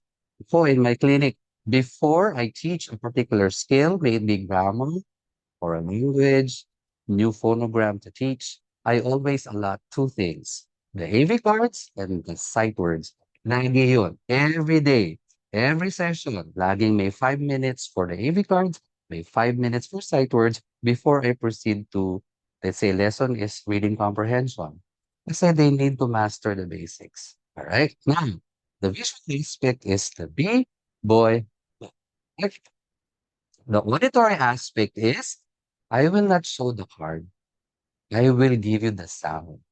Then the child will access the four things upon hearing the sound. Yes, example. Teaching, oh, Gabriel, what letter says "r"? Oh no. Dapat may access nung bata yung sound, yung symbol, yung keyword, tsaka yung tactile. For some kids, this is not easy. It's difficult, especially if a child has a difficulty in remembering the sounds. Like say, may clinical conditions. And even the stroke. Di ba yung mga BND? Hindi madali for some children. But if you slowly, systematically teach the skills, magugulat ka, makakaya nila yan. They can do it. I've seen it done. Kahit pa anong difficulty ng bata in reading and spelling, if you teach it this way, systematically, slowly, focusing on mastery, kaya ng bata. Kaya nilang mag-spell kahit may dyslexia pa sila. Kahit may attention difficulty sila, they can do it. Alright? Okay, so example. Dito mo bullet tayo, di ko masagot. Okay, wait letter says, teachers. Rank. Saka tayo magpapakita ng symbol o ng visual representation because you want them to access the sound and the symbol in their head first before you show it. Because my goal is auditory, isn't it? So, pwede natin say, what is per? Our teacher. What is T? Here. What is F? But not all kids can do that. They need to go through the system of the sound, the visual, and the print. Because remember, it's multisensory. So, pag visual ang way of doing it, you show the card. If you're practicing the auditory part, you do not show the card. But for practice purposes and for mastery, after giving the picture, especially during the auditory part, don't forget to show the visual because it will strengthen the auditory visual part. Kasi pag visual, andyan na siya, di ba? And fish, ano na yung apat? Right? Yung sound, keyword, name, and then the letter stroke, right? Okay. So, plug a lot of ample time to practice with this because I cannot allow my kids to spell count or even, do you know that I also do spelling for letters only? Class, we will do spelling. Let's spell, write it down. That is also spelling. You don't have to use a word or a syllable. Sound representation is very important. If you build that, then you can add more sounds and blend. Imagine makakagawa talaga sila. Kaya nila yan paunti-unti, alright? So, this is the introduction of the AV cards. Again, the visual aspect, let's say, F, fish. Don't forget the writing in the A or writing on the table. There should always practice the psychomotor or the tactile, okay? Don't forget. Sabihin ng mga upper grades, "Ay, teacher, corny kasi." No, do it. Ay, kasi, no, sabi mo, no, practice it. Especially if you know that it will help the child. But if the child has mastered already, no need. Pag alam na nila, skip it na. Because the goal is independence. These are just tools or scaffolds, right? So why are we focusing on the stroke, the sound, and the keyword? This is part of your uh, PowerPoint, the slides, yung handouts. If your child is having a hard time with, let's say, reversals, magpapalit yung letter, right? My goal is letter B, B, boy, B, boy, B. Di siya ng D. Di siya ng D. If I have drilled with a kid, B, boy, B, maaalala niyo yung stroke. And the major two differences ng B and D, B starts with top, that's a B. How is it different from a D? D is like an A. See the difference? That is just one way to introduce because there's so many ways to teach these different letters, right? But I'm trying to teach the B and the D because commonly these are the two major difficulties, right? So, paano yun? Kasi if I see that the child, let's say, D, nag-D siya, sasabihin ko, in our AV cards, do you remember? D, let's find the B. Di ba? Eh, boy, what? Correct, right? I will not correct and tell you, oy, mali ka. No, I will allow him to discover his error and say, look what you wrote. Something is not right. Say again, B, boy, book. Do you think that's right? Look at the stroke. Oh, teacher, B, boy, book. Oh, so that he will correct his own error using the AV cards, right? That is just one reversal. Later we will do the blending part. Rotation, nagro-rotate yung mga letters. It's the same. If you're able to drill the right stroke with the right sound, they'll be able to orient and use the scale in the AV cards. Di ba yung rotation, halimbawa yung N, naging U, nag-rotate. Eh makikita niya, nag-U siya. Pero remember, what says, hopefully, U, up, wait a minute. Where did you start again? Di ba? Here, going there, down. I think you wrote this way, so you'll be able to teach. The AV cards are tools for you to correct those errors. And I have a chart in the PowerPoint presentation and even your handouts. There are three major strategies to correct all these errors, right? And I hope it's there. So those are the things. So again, the visual aspect is B, boy, B. That's visual practice. Then, if you want to practice the auditory part, you don't show the card. You focus on the sound. It says, but allow the child to access B, boy, but. All right. So, those two strategies in a very simple use of AV cards will strengthen the multisensory skills of your child. Right? So I know you can use a lot. You can access this. You know, our center has a supply of all these words. It may be different, but it's okay. What's important is may makukuha ang scaffold yung student to access the sound, the name, and then the keyword. Remember, the keyword will help the child remember the starting sound. For example, nahirapan yung batang mag-produce ng P. Okay. This is reality, right? What is the sound? Sabihin niya, bak. Hmm. It says, teacher, P, hey. What did you say? Na-access niya yung tamang tunog. Hindi niya na pwedeng sabihin na, or B, kasi my letter is P. Alright? So, parang napakasimple niya, no? Pero if you have you know, the routine, kasi routine po ito, teachers, mayroon siyang specific steps to do. And that is another session that I can help you with, that the center can help you with. Kasi for now, it may be a little bit confusing, but there is a system of introducing it. Parang may teacher script na lagi mo na lang siyang sasabihin kapag nakita mo yung error ng mga students. Alright?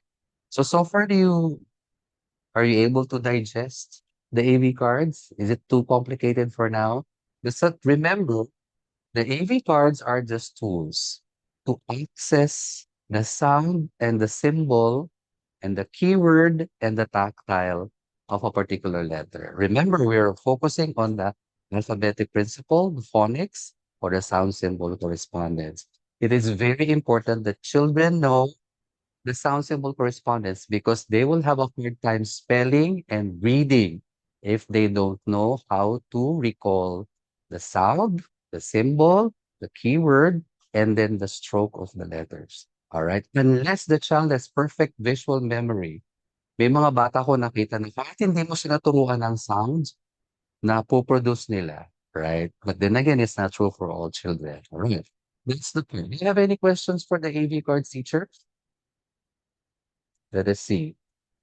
You can use this in the regular classroom, teachers. I've been teaching this in kinder and grade one, and they have been benefiting for this.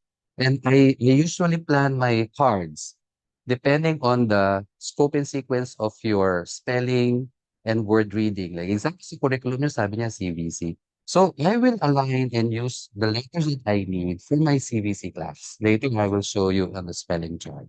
All right? You have any questions so far, teachers?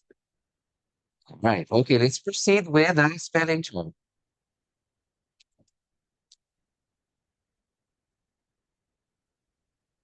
All right.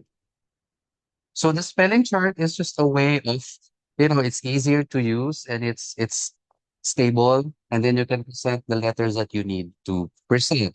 For phonological exercises, um, of course, is a this lesson entails short vowel sounds of A and then AT and AP family.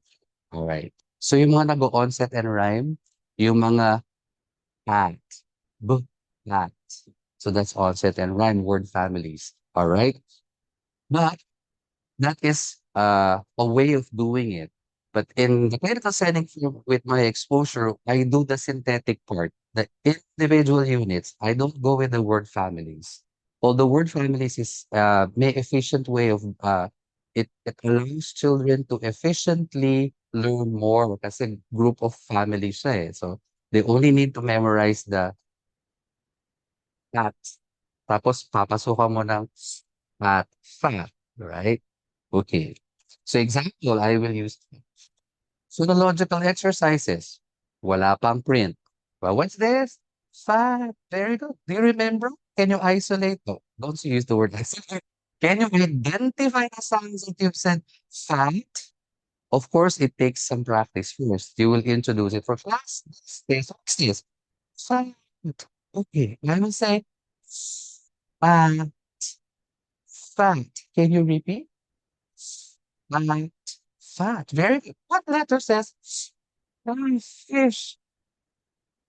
Babalik tayo doon sa AV cards kasi crucial siya. Alright. Fact. Very good. Fact. What's this? Bad teacher. Let's sound it out. But, ah, you're blending already. You are identifying the sounds, pero wala pa kayong letter na nakikita. Isn't it? This is a phonological practice. You can also use na walang pictures. Pero mas challenge yun. Mas gusto nyo makita may nakikita silang picture. Right? Siguro mas madali ito pag may visual representation. Eventually, wala na siya. Right? Okay. So, these are this phonological practice or exercises. Let's go to the individual. This is phonics. So this is a spelling chart. Later, we will do the structured spelling. We will only use the letters that we will use for structured spelling. I will not introduce others. So you see those, we call it salmon colors. Why? I don't, well, in the Eastern Gillingham, the salmon is, in their theory, dito nilalagay ng vowels naman. Dito lang maglalagay ng vowels. Dito rin kayo magbe-build ng words, alright? And you will see that in the Orton-Gillingham charts, iba ang kulay ng mga vowels. Because they have to remember it's a different way of producing the sound. So it's just that. There's no other technical. When they say if the color is close to red, it's more appealing to the brain. Kaya daw sabi nila yung mga restaurants, tsaka yung mga food establishments, ano kulay na napapansin nyo? Puro pula, puro orange, puro inclined to the color of red because it entices the appetite, right? So, kaya yun lang sinasabi nila. So, but the idea is for them to remember that the vowels have a different way of producing it. So, I'll put here the A. Let me get it on this side. All right. So, teachers, I hope you have enough time to do the phonological awareness, right? And the AV cards. This is a different level. It's more difficult because this is phonics. So you will focus now on the sound symbol correspondence. Am I right? So alam mo, guys, what letter is this? T. What's the sound? Can you give me the keyword? top. Very good. Okay. T, top. What's this? E. How do we say this out? B. Pwede mo siyang palipit-lipatin, right? But then again, it will be difficult for your teachers because hindi pa naman tayo aware sa mga ganito, di ba? So for now, it's difficult for you. Alright. So you have to practice first before you go to spelling. Kailangan babad na babad yung mga bata sa sound, sa visual, sa kinesthetic, maalala nila yung keyword. So when they go to the act of spelling, success is 100%. Would you believe? Hindi yung, okay lang, let's go get your paper, 1 to 10, spell crap, spell do, spell with. Kinonfuse mo pa yung bata doon sa sight words and then the regularly spelled words. I hope, the sight words, it's very difficult to spell sight words because it banks on visual memory. All right, okay. So ito na yun, ano? Let's put it here. My lesson here is CVC and then that family and then the app family. All right. Let's say my word is rat. What is the first sound that you hear in the word rat? Sana makasagot sila. They will get the R. They'll put it there. Pag may error, you have to review the AV cards. Example, teacher, let's try again. So the key is do not give the answers. Allow them to discover using the AV card. So very good. R, rat, R. Very good. What's the next sound? In rat. Di ba sometimes we have to exaggerate it. Rat. Hopefully someone will answer. Miguel, can you go to the board? Near the chart. Get it. And put it on the phonological, in our phonogram part. So sana makuha niya yung That's why it's placed here so they know that these are the vowels. Again, word is rat. What is the last sound? Hopefully they get that. Then they will get the T. They'll be it here. See? And then you'll try to blend. So there are two ways of doing it. Rat. Or rat. Right. So some kids have a hard time, blending kahit two letters or three letters, mahirap sa iba yun, right? Sometimes what I do is I put them like this. What's this? Tapos i-close ko siya. Right. Tapos i-close. Right. Right. Because I'm not reading it, say, right. So, nakikita nila na you build it, teacher. You build the sound, you build the print, the letters, you combine them together, I can read. Correct? Just imagine pag wala to tapos spelling sila. Mas magiging successful sila, isn't it? Like if I say rat, they'll be able to do and remember it because they will strengthen the at, rat. Okay? Also, eventually, if you want to make it more difficult, you'll follow the AI rule. You still remember how to use the AI-AY rule? Remember AI, AY. AI is used at the beginning and middle of a word. AY is always used at the end of a word. So, pag sinabi kong, let's say, I hope I can build one. Build. A, three sounds. But, iba naman yung representation niya. So, example, I'm giving you a more difficult word. Usually, yan lang muna. Para hindi ma-confuse yung mga students. Alright. My word is bait. Like example, I go fishing. I will use a bait. Still help me how to do it? I hope. Ikaw muna magdademo. Then, pag nalaman na nila yun, we can ask the student to go to the front and do it. So, hopefully, they will be able to do it. But they love this. Gusto nila yung may kinukuha, may ginagalaw. Because hopefully, may picture ng bait para ma-strengthen yung concept. Oh, what will I use, class? Is it A or AY? No, no, this rule follows, there's a AIAY rule, right? So if it says AI is used only at the beginning and middle, and my word is they, what's the rule? Teacher AI used at the beginning and middle. Hindi na ito kukunin. Kukunin niya dapat to. But, what's missing? Very good. Can we sound it out? But, a, bait. Did we get it right? Very good. What if the child uses this one?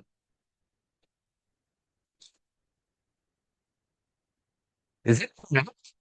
No, it's not, but it's phonologically correct. The sound. Book A.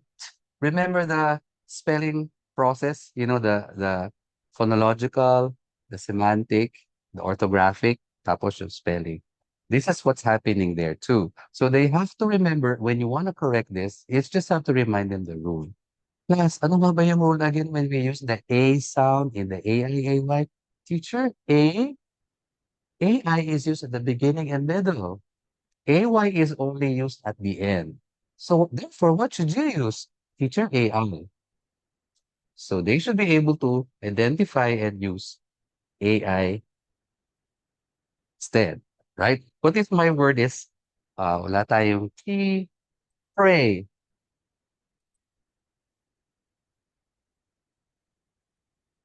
Very good.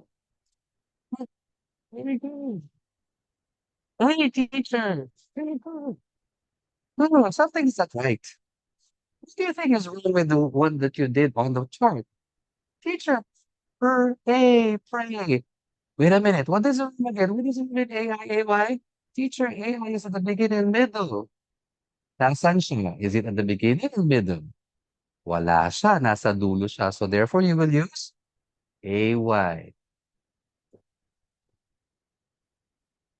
Alright? So part of the spelling also is the teaching rules. There are rules that you cannot teach it simply because you're relying on the sound and the symbol. Like the vowel consonant E, right? May rule doon. Because the E at the end makes the vowel before it long. Let's say I have an E here. Kunwari, we move to the vowel consonant E. All right.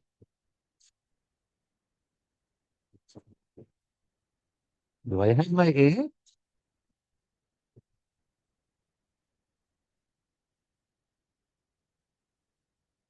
Right. Where did my letter A go? All right. So ito siya. So remember, teachers, you will only use the letters that they need. Do not use other letters that will make them confused. Yes, that's your goal, to confuse them. But, siguraduhin kung ano muna yung tama. Kasi when they do commit errors and they get confused, whose fault is it? It's your fault because you did not teach it properly. You did not use explicit instruction. Hindi mo muna pinakita. All right. My word is writ. Can you help me spell the word writ? What are the sounds? Class? R, A. Very good. First sound. R. Second sound. L. O. Ano kaya yung kukunin nila dyan? Ito? Ito? O ito? So, if you teach them, of course, you have to demonstrate it first. Huh? But then again, if now you're correcting, please try not to coach and give the answer. Let them discover it for themselves. Why? Kapag, like in the clinic, when we do teach them the strategies, when they go back to their classrooms and spell, is the teacher there with them to help? No. Sila lang ang tutulong sa sarili nila. And that is very important, that they are encouraged and empowered to do it on their own. So hopefully they will get a rate. Some students will spell it this way. But then again, do you remember the rule in the vowel consonant E? What makes this long? The presence of E at the end. That's rat, but if I put here, that becomes rate. Correct? But what if they do this one?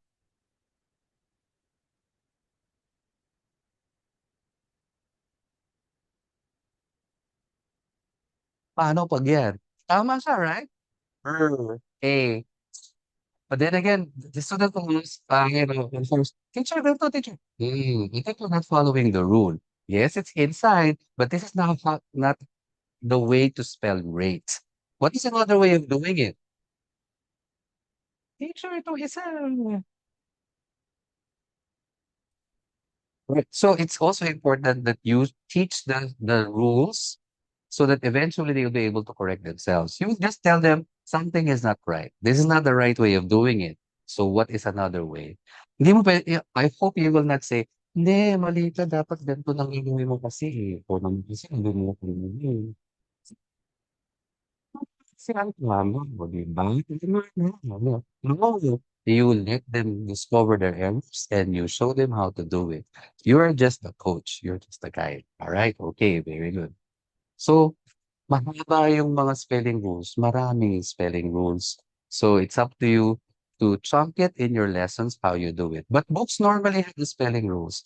Ang dami. Yung spelling rules sa EE, sa OI, sa OY, paano ginagamit ang IGH, paano ginagamit ang OU. Ganito, no? Madami.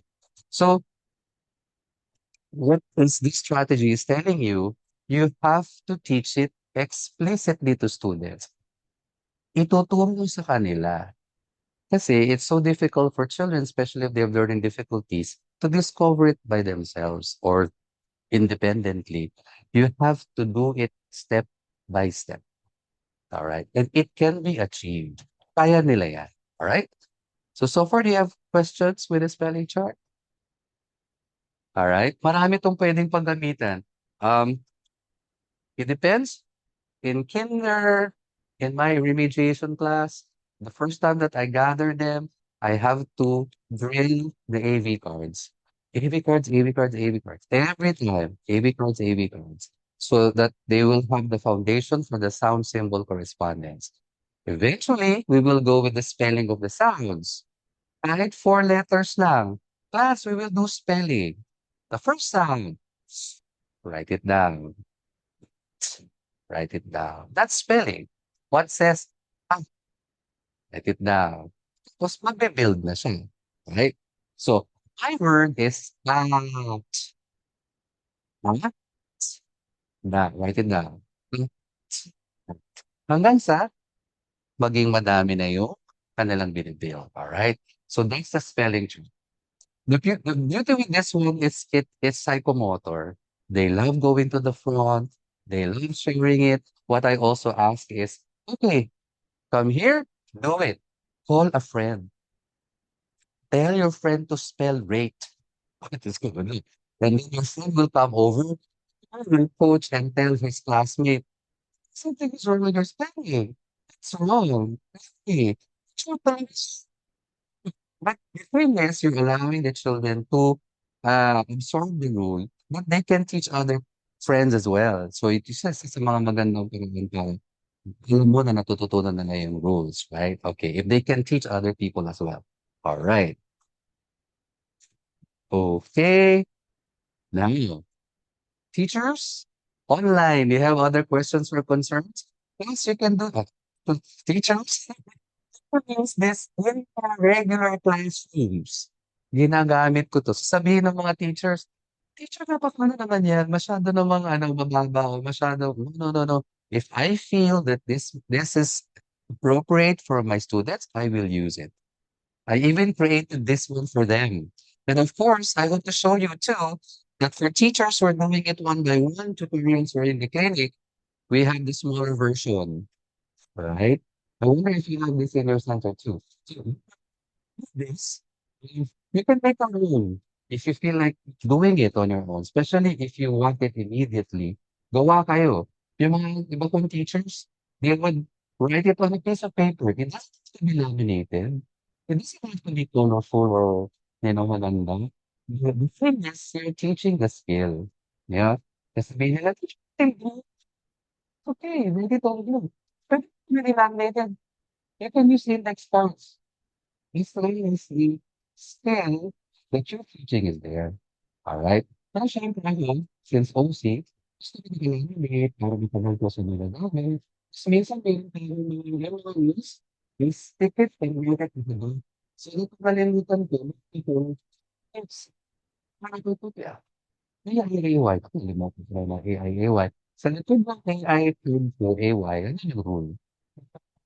So, so, at least kasi importante that you know it. Okay, so teachers can create your own. Let's keep it and it's wonderful that our son to home for maybe provided this one in order. Nag-plug bigyan. Alright. No. If you don't have money to serve, where can we get the cards? Yeah. Right. I guess teacher chat will or teacher Gay will answer you. As I've said, you can look into the market if there's existing materials in national bookstore or whatnot. I'm not plugging anything. But if you feel that you can use it, use it. No, it doesn't have to be what we are. It doesn't have to be what we're using in the center. Pwede kayong gumawa ng sarili niyo. Mas maganda pa nga yung kayo ang gumawa eh. Naka-tailor dun sa estudyante niyo. Alright? Kasi yun yung nagsi-signify na you are very much into the characteristics of your students. There's something in my own approach, we introduce important letters. My question is, when do we start introducing big letters then? Hmm. I think as long as they have mastered the long cases, if you feel like for example only, the first 10, mag-introduce ng big letters. Is ang unang function ng big letters teachers, it's mostly for proper nouns, right? So maybe when you are in that lesson, you can introduce the big letters. But for now, especially for lower levels, as I've mentioned before, smaller letters exist more frequently than bigger letters in on print. Like for example, in your worksheets, mga text, it's prominent in small letters. That's why we use small letters first. But that is a good comment because kayo pong bahalang mag-introduce nito. I don't think there's a particular rule when to introduce it. For me, mastery should be there first. When they have mastered everything, at least 5 letters, 10 letters, then you can do that. In the structured spelling, I'll teach you, we have to introduce certain letters because when they write a sentence, you have to start with a capital letter, isn't it? So maybe we can do that as well. All right. Thank you for that comment, teacher Angelina. All right. Teachers, do you have questions for the introduction of the spelling tree? It doesn't have to be this big. It can be small. You can use your board. What's important is the idea is the representation of one symbol, one sound, one representation, one tile. Pansin nyo, bakit to nasa iisa? 2 letters pero nasa iisang card. Because it has one sound. So you focus on the sound and that's how you do it. Correct? By the way, these are phonograms. These are all phonograms. Phonograms is a term used to represent that a letter, a symbol, a group of letters represent one sound. Right? Correct. All right. Now, the last demo would be the structured spelling. That is how we can do this because we have teachers in the center where I can, do the structured spelling. Teachers, you can also prepare a one sheet of paper, preferably my lines, because in my practice, I prepare the lines, as you will see in the PowerPoint, it's attached there, the demonstration for structured spelling. My papers are lined with colors so that it will aid the students in the procedure of spelling or the act of spelling itself, all right? But for you who are online, you can choose, plain paper, lined paper. Maganda kasi pag lined, the students are beginning to orient themselves with a proper stroke. So kailangan nandun na siya. Okay. Okay. Well, teachers in the center, are you ready? So this part is the structured spelling.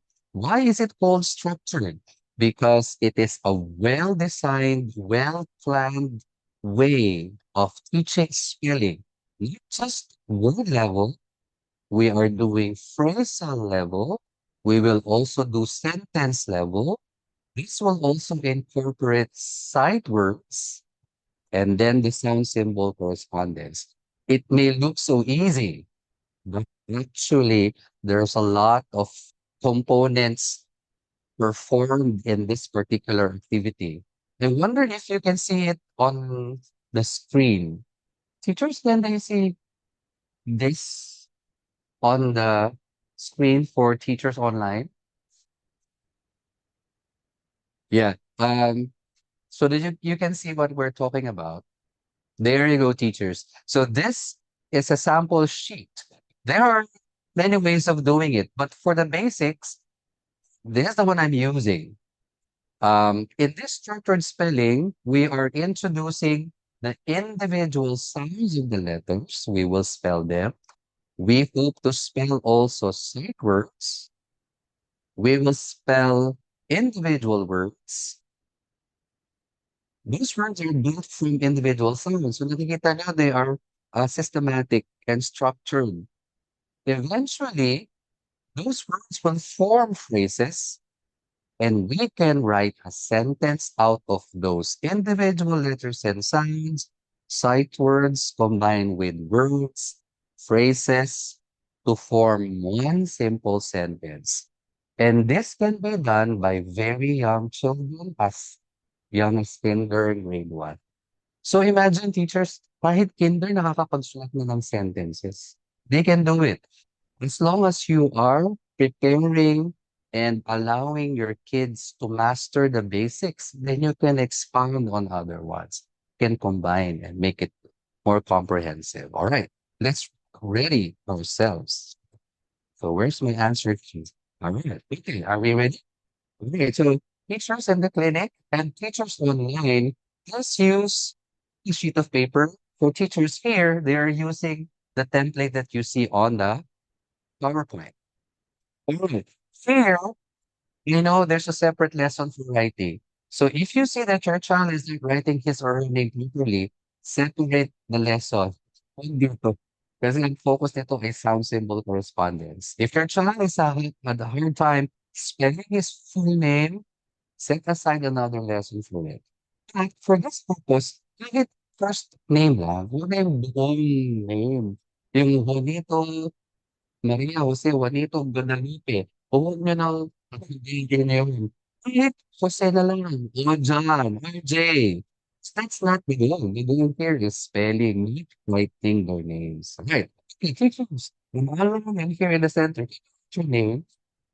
Yes. All right. And let's practice. You write your name. If you want to incorporate the date, you can also do that. All right. Typically, I go to my students and check their names if they're doing it right. Right? Okay. All right. I will go here. Okay, very good, Chris. Very good. Play. Well, that's a interesting way to spell your name, play. What's the one in A? Sarah. And all of you, very good. You're pushing it. Good job. Now, how many red lines do you see on the 96 sounds? Can you please? Oh, the red lines? Sure. Teachers, why am I doing this? I'm preparing the students so that they are organized.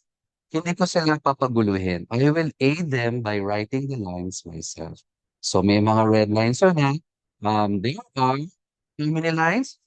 7 lines. Very good. That means we are spelling how many sounds? 7. So be sure to spell the 7 sounds. Are you ready? Pencils. Why am I doing this? For very young children, it's important that you do it at the same time and it's also following directions. Grade pencils, grade 6. We're doing it. All right. Remember, teachers, we're doing this because you have drilled them with the sound symbol correspondence using the AV cards. Let's pretend alam nyo na to. All right. Okay. All right. Very good. My first sound was to put on the okay, pencil on the first line. Very good. Some students nagugulo sila sa susunod teacher. Correct them. Forget them. Very good. Sound. Write it down. Letter says, write it down. Very good. If you see the errors, correct it right there and then. So, immediate feedback is very important. Para malaman nila na nagkakamali sila. Kasi may mga teachers, bukas check ko lang. Tapos nalapit ka yung student, mali ka dito. No, do it right there and there. During schooling, I go around. Kahit 24 sila, umiikot ito. Para malaman nila na nagkakamali sila. Very good. That I check each letter. Tapos I take down notes. Itong si Clay, mali ang stroke. Nagsisimula siya sa baba patataas. That's ganyan. We will remember that because in our lesson, in the afternoon when I have the one-on-one in a small group, i-isolate ko siya. Tapos natulog siya na yung stroke. But don't do it then. Kasi it will, i-apektuhan yung buong class. Very good. Next song. Peter says, ang apple. Very good. So here you will also see the strokes. Kung tama yung strokes nila, if they're following the lines, the top line, the middle line, and then the bottom line. Very good.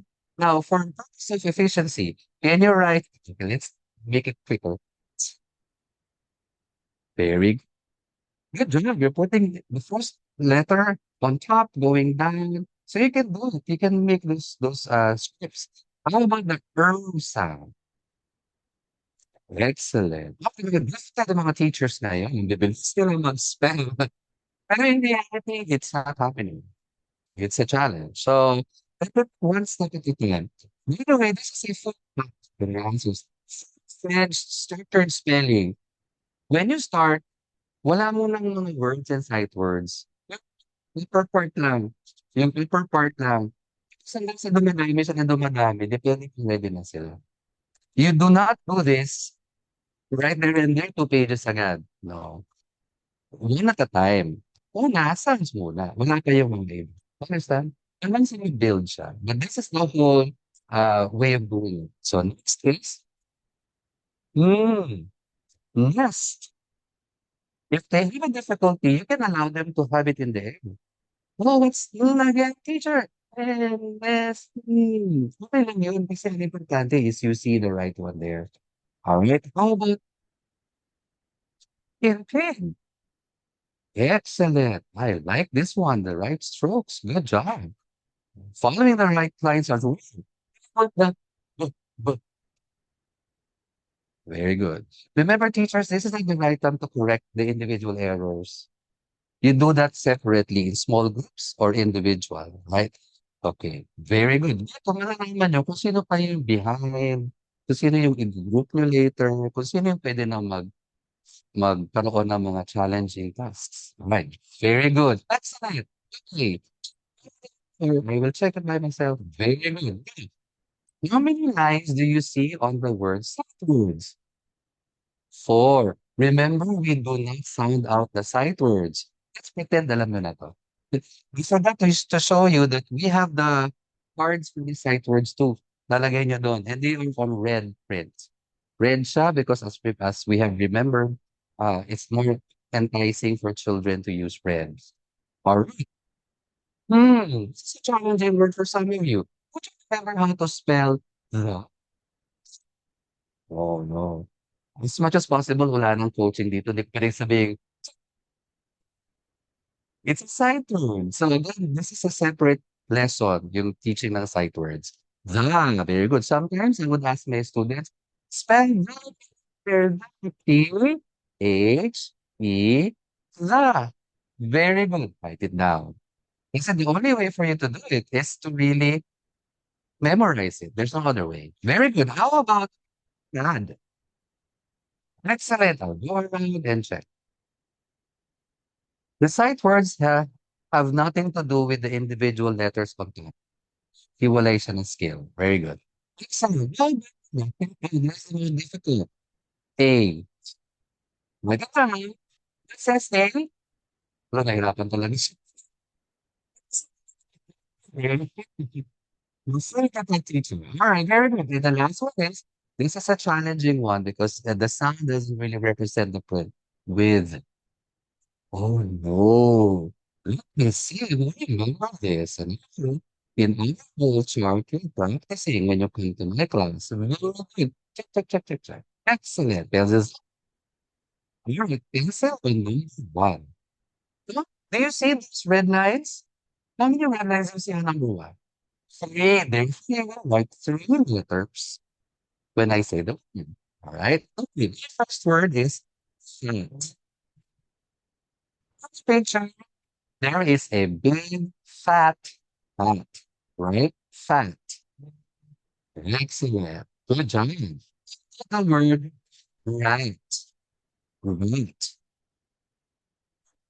We will not go through that because it will defeat the purpose of spelling. But if I need to eventually, in a separate lesson, I will do it. But here, we will not say, class, the word is right.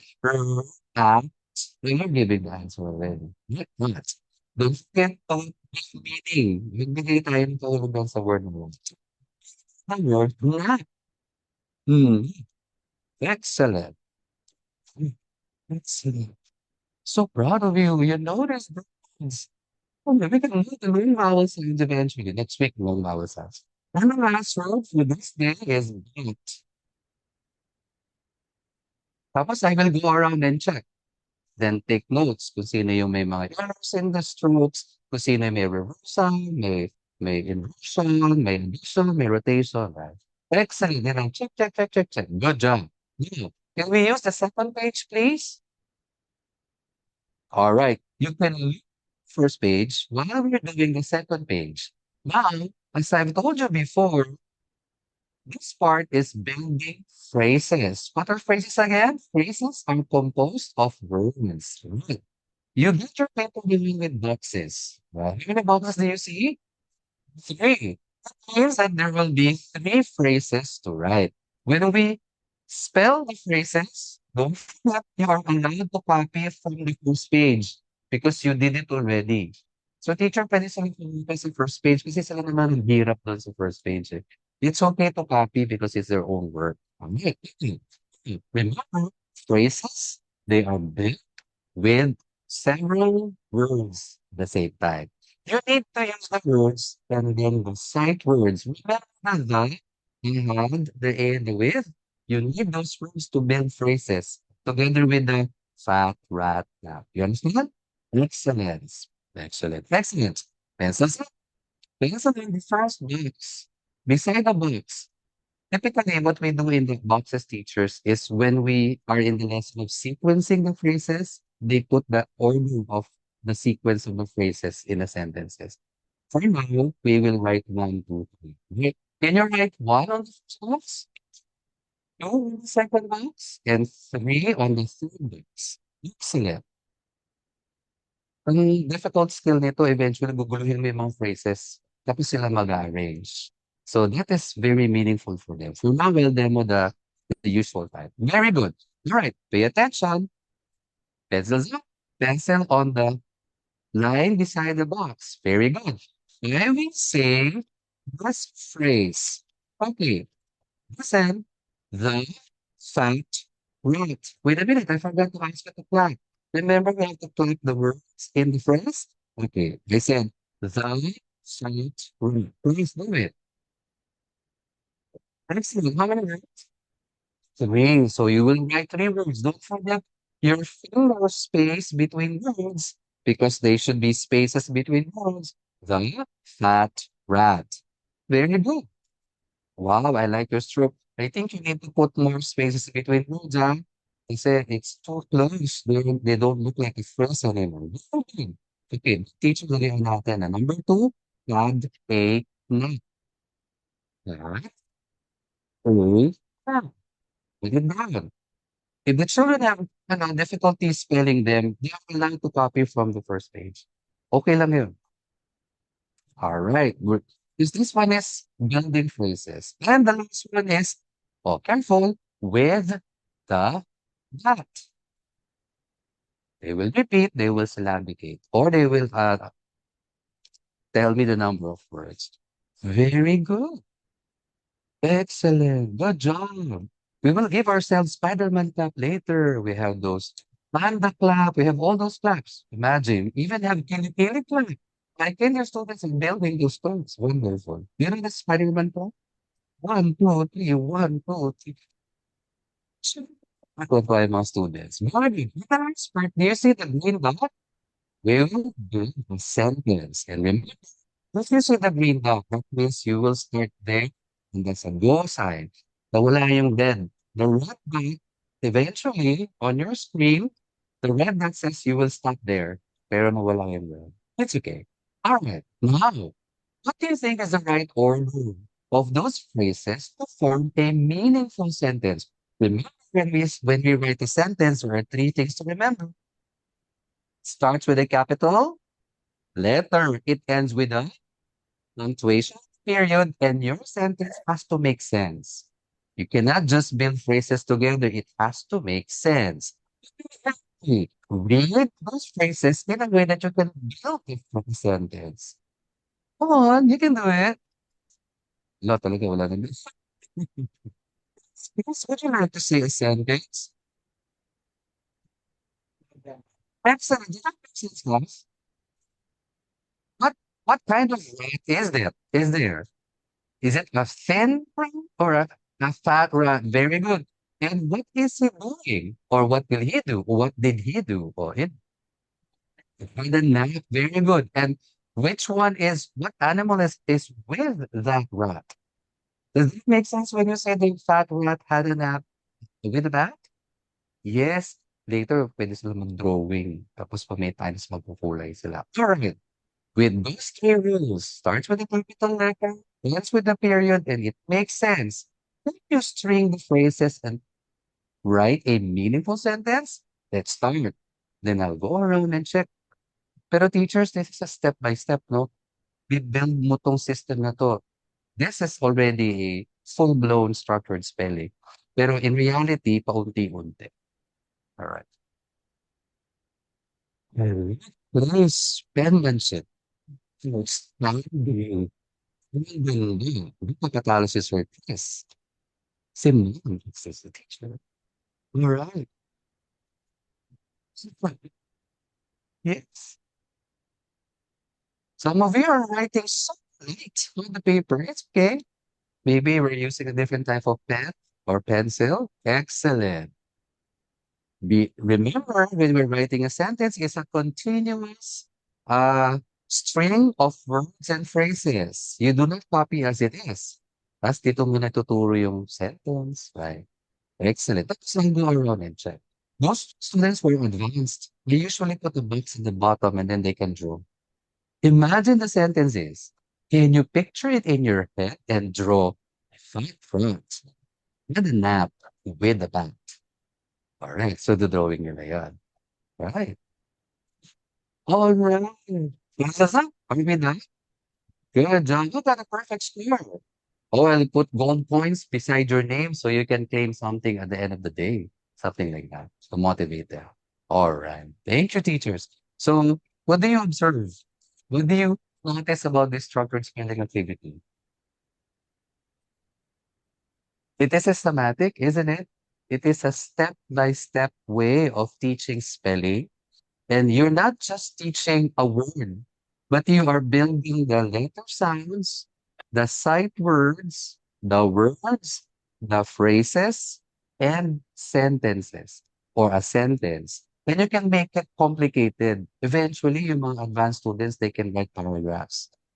You don't have to be like number one, a word. Pwedeng phrase agad. Tapos do away with the individual sounds. Wala na mawawala na yung mga mm, tanggalin mo na yun. Sight words agad for upper level. Tapos phrases agad. Tapos sentence and paragraphs agad. So you can make it more complicated and more difficult depending on your students. But initially, in the beginning readers and beginner spellers, magsimula muna tayo sa pinakasimple. Ginagawa ko yung top muna, sound letters. I cannot proceed to the word level, phrase, and sentence kung yung individual letters hindi ko nalang ma-master. Alright? So you're asking too much for your students if you're asking them to do word level pero hindi pa nila alam yung individual letter sound. Alright? Okay. So teachers online. So how do you find it? So, all right. So if you have questions or comments, you can put it on the chat box if you have concerns. I'm doing this in my Kinder 1 and 2 classes, regular classrooms. I did this before in a clinical setting, but it doesn't stop me from doing it in a regular big school, in a private school. Even in a regular public school, you can do it. The idea is you're using multisensory activities, strategies, and the components of word reading and spelling, put them all together and make it explicit teaching, directive, o talagang pinapakita mo step by step. And you're building it from the simplest to the most complex. And you're using different ways, I mean, the avenues of learning. You have the visual, you have the auditory, you have the tactile, and you can do it at the same time, isn't it? Sabay-sabay mo siyang magagawa.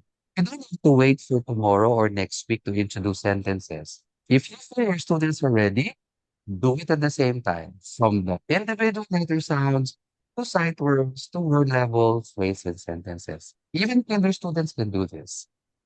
Just make it strategic and, explicit and systematic. They can do it. More so for children with special needs. Magka-thrive sila dito, right? And they can do it. All right. So from here, I think we're opening the floor for some questions and some concerns that you might have online and in here. All right.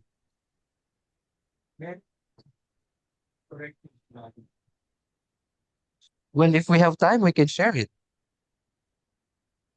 Well, this is a summary of the corrective strategies. Like, for example, if you have a case of reversals, you will revert to the tracing of the letter. Because again, reversals are improper orientation. So you go back to the AV cards and reorient them using the stroke. So halimbawa, nag-reverse yung letter N, naging U. I think something is wrong with your letter. And we remember the letter that says, let's do it again. N, Nes, is that the same with the one on the paper? I hope they can discover it, diba? So that's one. Rotations. Focus on the tracing, focusing on the keyword, because sometimes they would not remember the stroke. But if they remember that the key, this one is pig, you use that. Okay, you take the letter. It starts with in the word pig. And that's how do we do that again? Key, pig.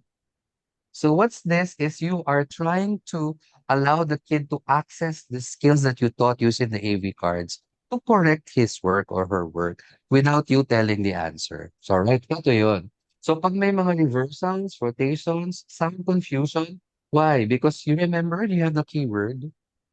Like kapag B tapos naging D. D ang dapat pero B ang sinusulat. Remember na B sound, what is that? Teacher, di ko maalala eh. Remember bat?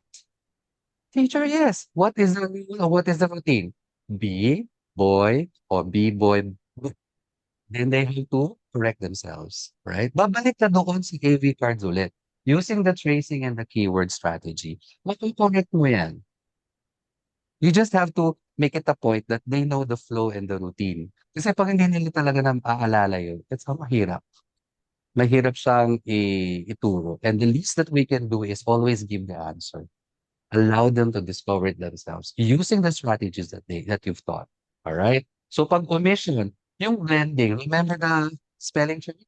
Nag-blend kayo ng it's like spell ng C at saka T. Ano na wala? A. That's C. You can use the spelling tree and I'll say, I said, uh, but how many letters did you write? Two, teacher. That's only two sounds. It's easy. Let's start. You have the C. Ah. Oh, you missed the What's that? A, apple, Oh, teacher, I will insert A. What's the last sound? Oh, correct. Then they can do it. All right. So blending is key for omission, addition, Why? Because you're focusing on the transition and the blending of the sounds. At, o pag nag-add, halimbawa, let's say, at, tapos nagdagdag siya ng kung anong letter. Naging apat. 8 minute. Ah, Galing yun. Teacher. Kasi, let's go back to the strategy. Let's use the spelling check. I said, uh, there's an existing letter. Do you think this is important? Do you think it's important? It's necessary to have it here? No, teacher. Can do away with the addition. Transposition yung nagpapalit yung, for example, instead of dog, naging god o gob. Right? So, i-reorient mo ulit sila. Let's say the word is dog. The first sound is D. But what letter is that? Teacher G. O pag nalimutan niya, what says goat? Sana maalala niyo yung G, goat, D. Babalik ka ulit doon sa AV cards. Babalik ka ulit doon sa routine. You are correcting the errors, but you're not giving the answers. You are just leading them to the right answer. Okay. Transposition and substitution.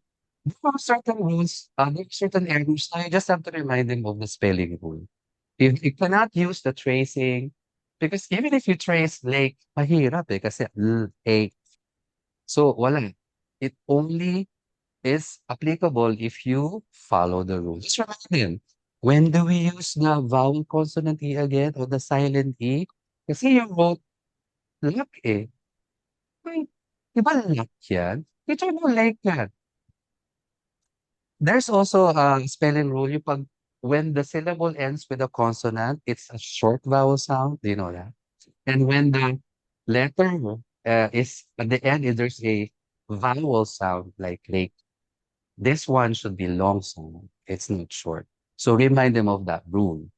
Now, when a syllable ends with a vowel, it has a long sound.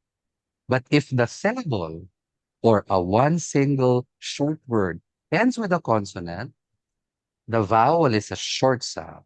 So this will be not lake. But it is lake. It doesn't follow the closed syllable. It should be open. There's a missing letter there. What is that rule? Teacher, the silent E rule or the vowel consonant E rule. Remind them and then they will correct themselves. Tulad ng mga AI, AY, OI, OU, EA in bread, EA in bead, marami siya. So, there is a sequence in teaching the spelling rules. Just the one I showed you, the scope and sequence. Susundan mo siya. Alright? Confusing talaga kapag napunta na kayo sa long vowel sounds kasi ang daming long vowel sounds. And you have to be very uh, organized when you teach it. Kaya may mga teachers sa school, bigla-biglang humuhugot ng spelling rules. I mean, you have to follow the scope and sequence. Hindi ka pwedeng mag-jump. O kaya, make it from easiest, jump ka kaagad sa multisyllabic. Because they have to go through the specific scope and sequence when you teach the spelling. All right. Any more question, teachers? Do they have other? We might not have a. Let's see. We have a few more minutes, unless you have other questions, teachers. Yes, yeah. Yeah, so this is the full approach. This is used by other strategies. This follows the word families. If we rely more on the word families. So they have their own sequence of letters.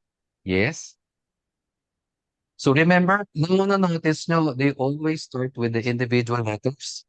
Diba? Individual units. Tapos mabubuo na yung mga CVC. Yan, ito yung mga families. Short E, short A, short I. Hanggang sa may digraph na, they would focus on the initial blends, yung initial sounds. Di ba merong mga nagtuturo, initial sound, medial ending, or initial ending, medial. Depende yon. In the Orton Gillingham, which is a synthetic approach, we do not do that. We do it individually from left to right. So hindi kami nagja-jump-jump. But it depends on the strategy that you're using. May blend sila. So there are always common characteristics in all these approaches. But what's important is they focus on the sound symbol correspondence. And Orton Gillingham. So you have this. Um, I'm using this in the clinic. These are the sequence in teaching the vowel sounds, the letters. So individual letters, the digraphs, the letter combinations, the vowel consonant E, the vowel digraphs or vowel teams, together with the R control. Teachers, ang dami ng vowel digraphs or vowel teams. So talagang confusing siya if you're not doing it systematically. For upper grades, you can introduce affixes, root words, uh, prefixes and suffixes. Then you can introduce multisyllabic hanggang sa dumadami siya at humihirap siya. So you can use this as your guide. Alright? This is for the Orton Gillingham. I'm lucky because we were coached by Ron Yoshimoto. Siya mismo yung gumawa nito. Well, presented it. But in the Orton Gillingham, it's already there. All right. The marungko, if you're familiar with the Filipino. So they have a sequence, a specific sequence in teaching Filipino. What's good is what we're doing in English is also being done in Filipino. Pareho lang. So mas na-strengthen pa. Bumilis yung pagbabasa at pagsusulat ng kinder namin. Kasi it's good that one of our teachers is trained in the marungko approach. So sabi ko, "Ah, meron akong tutumpe." Meron kaming nagtitim. Kasi may mga teachers na they're not aware of it, they're not using it. So sometimes it works differently. Yan.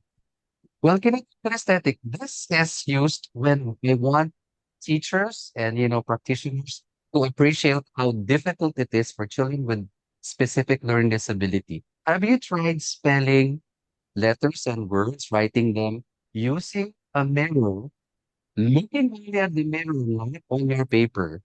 See how difficult it is. Nakaka-confuse. So this is a demonstration on what children with specific learning disabilities, particularly dyslexia, how difficult and challenging it is to spell for them. Try nyo to. I hope we have time, but um, it means that your brain is Hello, telling you to ate. do this, but your hand is Oh, telling you good otherwise. afternoon, te. So, kaya talagang it is something that you can discover. All right. These are some kinesthetic exercises. Yung The idea final here is field to, na. to focus on the individual O units of kasi third sounds. quarter. You can use points, times. Like example, my word is cat. Cat. Cat. Pwedeng yung mga magnets. You, you can use a lot. You can use toys. You can use other different materials. This is the writing in the air. They're doing it. This is in the center. It's a one-on-one clinic. So the teacher is teaching a particular lesson and talagang tinuturo nila. Pag sanay na sila sa malaki, they can proceed to the table, B-boy ba. To the point that they don't need to use these strategies anymore. Remember, these are just tools for them. But the end goal is the final act of spelling. Wala na tong mga materials sana. Right? So writing on the side or using grains and stuff like that for multisensory. Well, these are the different tools. I like this one because it allows multiple words to be presented in word families. So if you lift the I, may mga A, nagiging fat, right? Tapos tatanggalin mo yung and, alright, may mga ganyan. You can make your own materials.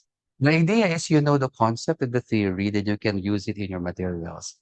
We have this manipulative letters. We have in the school I taught in California, we have a magnetic board, tapos magnetic individual tiles, and then sabay-sabay sila nagsuspell. But not pen and paper tiles. Pwede yun. This one is the letter board or the Velcro.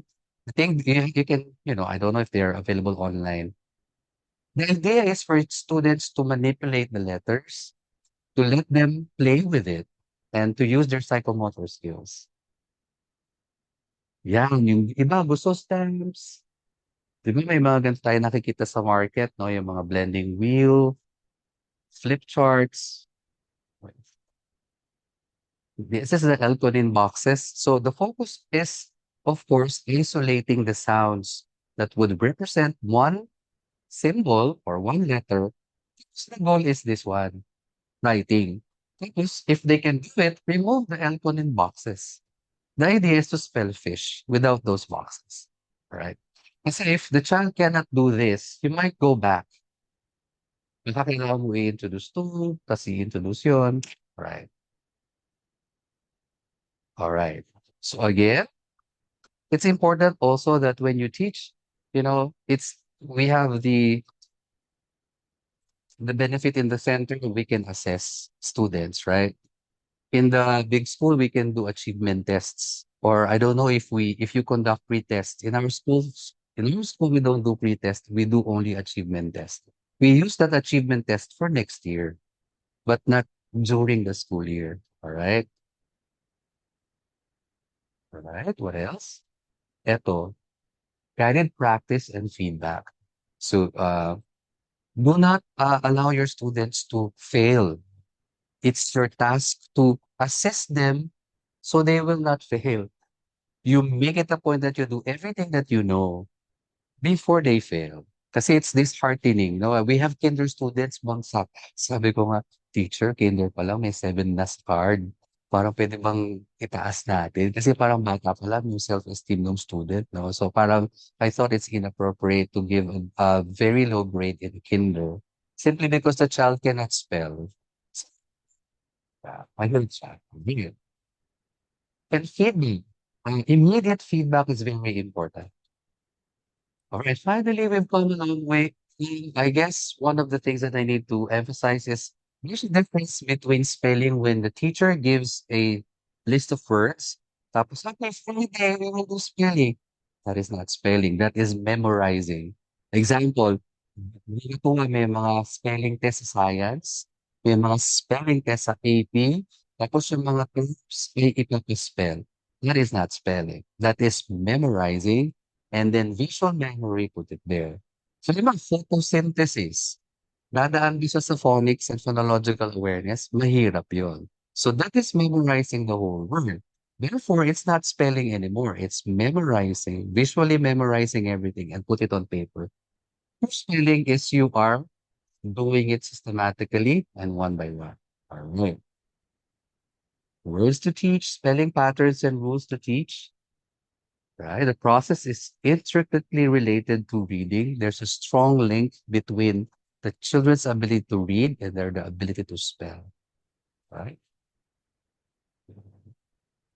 Of course, if a child is not learning in the way you teach, change your teaching strategy and teach the child in the way he learns. So I know it's a call for humility for us teachers that if you feel like the strategy is not working, do not force it. Be mindful and use the things that you feel is appropriate for that level and use it. Kapag talagang hindi nag-work, hindi baka something is wrong with your approach. Ako, ang philosophy ko in teaching is hindi pasalalay kay teacher yung success ng student. If the child fails, it's always my fault, regardless if it's a regular or child with special needs. Si teacher may power, may kakayanan to teach the child. Even if there's a child with special needs, unless it is a cognitive thing, like it's an IQ thing or it's a memory thing, you can do away with that. But if you feel like there are strategies that you can use for children with special needs like dyslexia, you can use that. All right.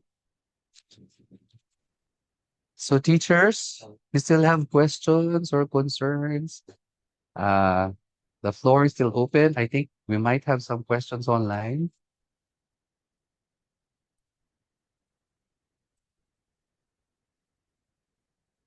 Yeah, thank you. And if you have other concerns, and if we left our contact email or otherwise, you can always reach to us and we can answer your questions. All right. Thank you so much, teachers who are online virtually. We appreciate your time and participating in our webinar today. Uh, and for the teachers who are here, thank you so much. Questions? Let's see if you still have questions. Um, if you don't have the time, we can reach us through the means that stated there, either through email or on chat. And with that, we say thank you, teachers, for your participation. I hope you have a nice weekend, and we hope that this has been a fruitful experience for you. Certainly a fruitful experience for all of us here at the Readability Center in Quezon City.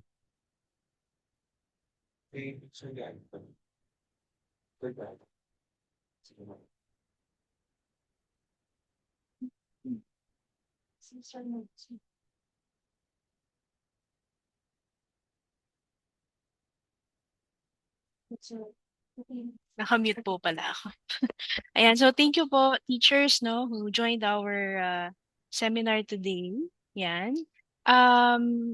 Okay, so sa mga nagtatanong po kanina, we will provide po the PDF of the slide and yung handouts we will also resend it sa email niyo since we got your email nung nag-register po kayo sa Zoom. No, and then together with those files, we will attach an evaluation form for your feedback. And after that po, kapag nasagutan nyo na yung evaluation form, we will send a certificate no attending this webinar. Ayan. Okay. Any question po? Baka may gusto umabot bago, ayan. Hello, hello, ma'am. Good Hello afternoon. po. Good afternoon po. Can we Yes, be provided? Hello, I'm Roden Matiman po okay po. from SGA Mhm. Barm. We want to ask a video presentation like what sir did para Mhm. po we can utilize it by presenting it to our teachers, ma-view up man lang din nila. Mhm. Anyway, our aim naman is to eradicate or reduce the non-readers. So it's a big help for us if ever. Kasi hindi naman namin po talaga mapantayan yung the way how it is being explained by Sir ano. Mhm. So at least in a simple way, we can let our teachers to view how it is being done. Mhm. So big help na po yun sa amin, ma'am. Thank you. Okay po. Sige po, we can upload po a demonstration din sa aming YouTube account no para rin po ma-access ninyo yung ginawang demonstration ni Teacher Eugene Okay. kanina sa spelling. Thank you, ma'am. Bigay lang Okay po po. yung YouTube channel niya, ma'am, ha? Kaya baka hindi Yes po. mahanap. Sige po, Ayan. ma'am. We will attach it po together sa email. Ayan. Okay. Okay. Thank you po.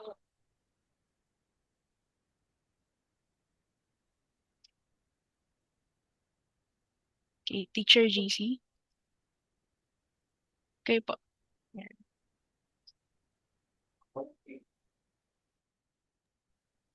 Ayan, maraming salamat, no? So, ako naman na magpo-promote ngayon. So, we are, aside from the instruction that we provide, no, which is really, really Jason, we also offer teacher professional development programs, and we are accredited by the PRC, no, to provide such programs. And in April, we will be having well, for this year, our very first uh, CPD program, no, offering in Masbate. So kung mayroon kayong kaibigan no, sa Masbate, no, so we will be uh, sharing no, the topic designing an effective reading immersion program in the classroom. So if you want to have such seminars no, in your areas, we can provide these seminars with CPD units. And we are happy that we have participants no, from our friends in the barn, no, from MBHTE, yung mga kaibigan natin, nasa Sulu, no? So, malayo yung narating ang ating readability talks today. And also, of course, our friends, no, in Ilocos Sur. So, these are the friends that we made no during our projects no sa Ilocos Sur and other regions also nung sa Basa Pilipinas program around years ago, no? Uh, sa Cebu and sa Bohol. And just recently, we had the chance to work with MHTE and develop their K-3 reading as, sorry, lit, ano ba to? The Bangsamoro K-3 assessment tool. Ayan. So we developed tools for literacy, numeracy, and SEL. So if you want to have uh, seminars like this, you just contact us, no, and we will be happy to help you. Pwedeng face-to-face or pwedeng online kagaya ng ganitong setup. Okay? And if ever kung meron tayong questions, just don't hesitate to to email us or send us a message over Messenger and contact us, no, if um, you need our assistance, no, especially now we are trying to reach more through our programs since it's our 20th anniversary. Okay? Maraming salamat. Happy Ramadan sa ating mga kapatid sa sa Mindanao. Okay, thank you. Shukran. Thank you, Thank sir. you. Thank you din, Sir JC. Thank you also, Teacher Thank you, Eugene. sir. Thank you. Oo. And to the Sige. teachers in the Thank you. center. Oh. Yes. Maraming salamat. Bye-bye.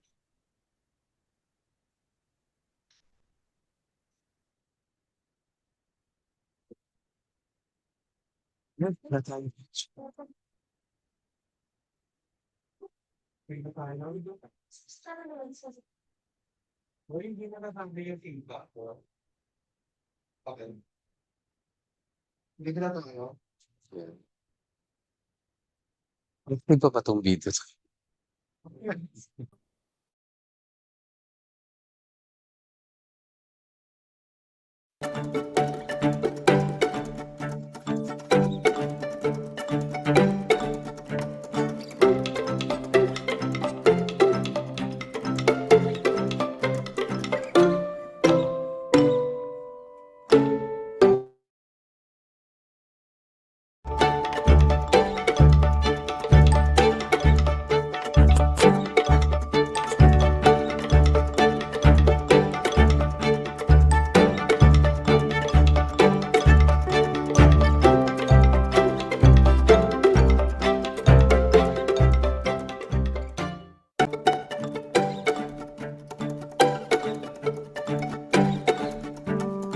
Hi, I am Sofia Marie Bautista. I'm 15 years old. My name is Marcos. I'm 15. My name is Jacob Benedict M. Negranza. My name is Cyrus Matthew. My age is 17. I look older. My name is Natalie and I'm 5 years old. I'm grade 9, studying at Ateneo, and I really like the arts. I like playing the piano, painting, listening to music, and stuff like that. About myself, I'm a grade 11 student studying at Airline Aviation International College. I live in Antipolo, mostly living in Pasay. My favorite food is Japanese food. I usually like playing games like Minecraft, Roblox, and Among Us. And I'm also a 16-year-old. I am from CFA, and my grade there is grade 11. And what I like, my favorite color is just green. That's it. I like Teacher Kate and we write and we also read. When I miss a letter, period. Put a period. What else? Big letter. Letter. Okay. It helped me become more into reading and writing and also improve my sentences and my grammar. Readability Center helped me in a lot of ways. Obviously, academically, last year a lot. And it also helped me in ways I didn't imagine. It also gave me a second home, and it didn't feel like a tutor center. Ironically, it felt like a second home.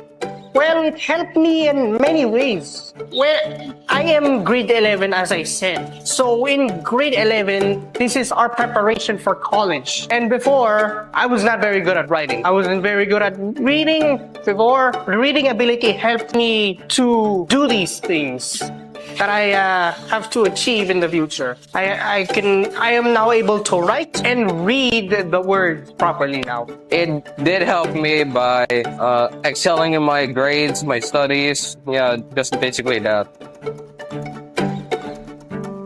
This year or last year? This year. This year, right? Correct. I have been in readability for like 1 year already, I think. If I'm right, it was like 9 years ago, like 2016, Chico Street. I've been with Readability for more than 1 year, and I like it here so far. It's really comforting to be there, and it doesn't, again, as I said, it's not like a tutor center. It's like parang family kami lahat there. As I remember, somewhere in 2018, somewhere like that, before COVID. I don't really remember what month it is. 6 years ago? Yeah, something like that. I can't forget about how they have helped me grow as a person and how to communicate well. So what I can't forget is the books and the patient teachers that helped me in my studies and excel my grades. I can't forget yung love, the care the teachers gave me. Hindi siya yung parang, oh, do this, do that. It's more like, they're more like parents to me and second parents. And yeah, the feeling of being there is really impactful for me. I can't forget that many people are very helpful in reading ability. Also, my teacher, shout out Teacher Gaila. She's very helpful for me. Sometimes if I ask her to, teacher, can you check this research paper? Because I'm not very sure if I got it correct. And she said, yeah, sure. So let's just say I have very nice teachers. Something that you cannot forget. Teacher Kate. Teacher Kate, what else? Writing. Writing? Ooh, you like writing? Oh, right. What else? Reading. Reading. How about the games that we play? Yes. Yeah, so you remember the words? Do you like them too? Okay. Thank you. Thank you, Readability. Thank you for sharing my interest with me and then helping me and guiding me. Thank you, Reading Center, for everything you have done for me. I could have never achieved how I am in my school days without your help. Thank you so much, Readability, for helping my grades push up. Readability forever.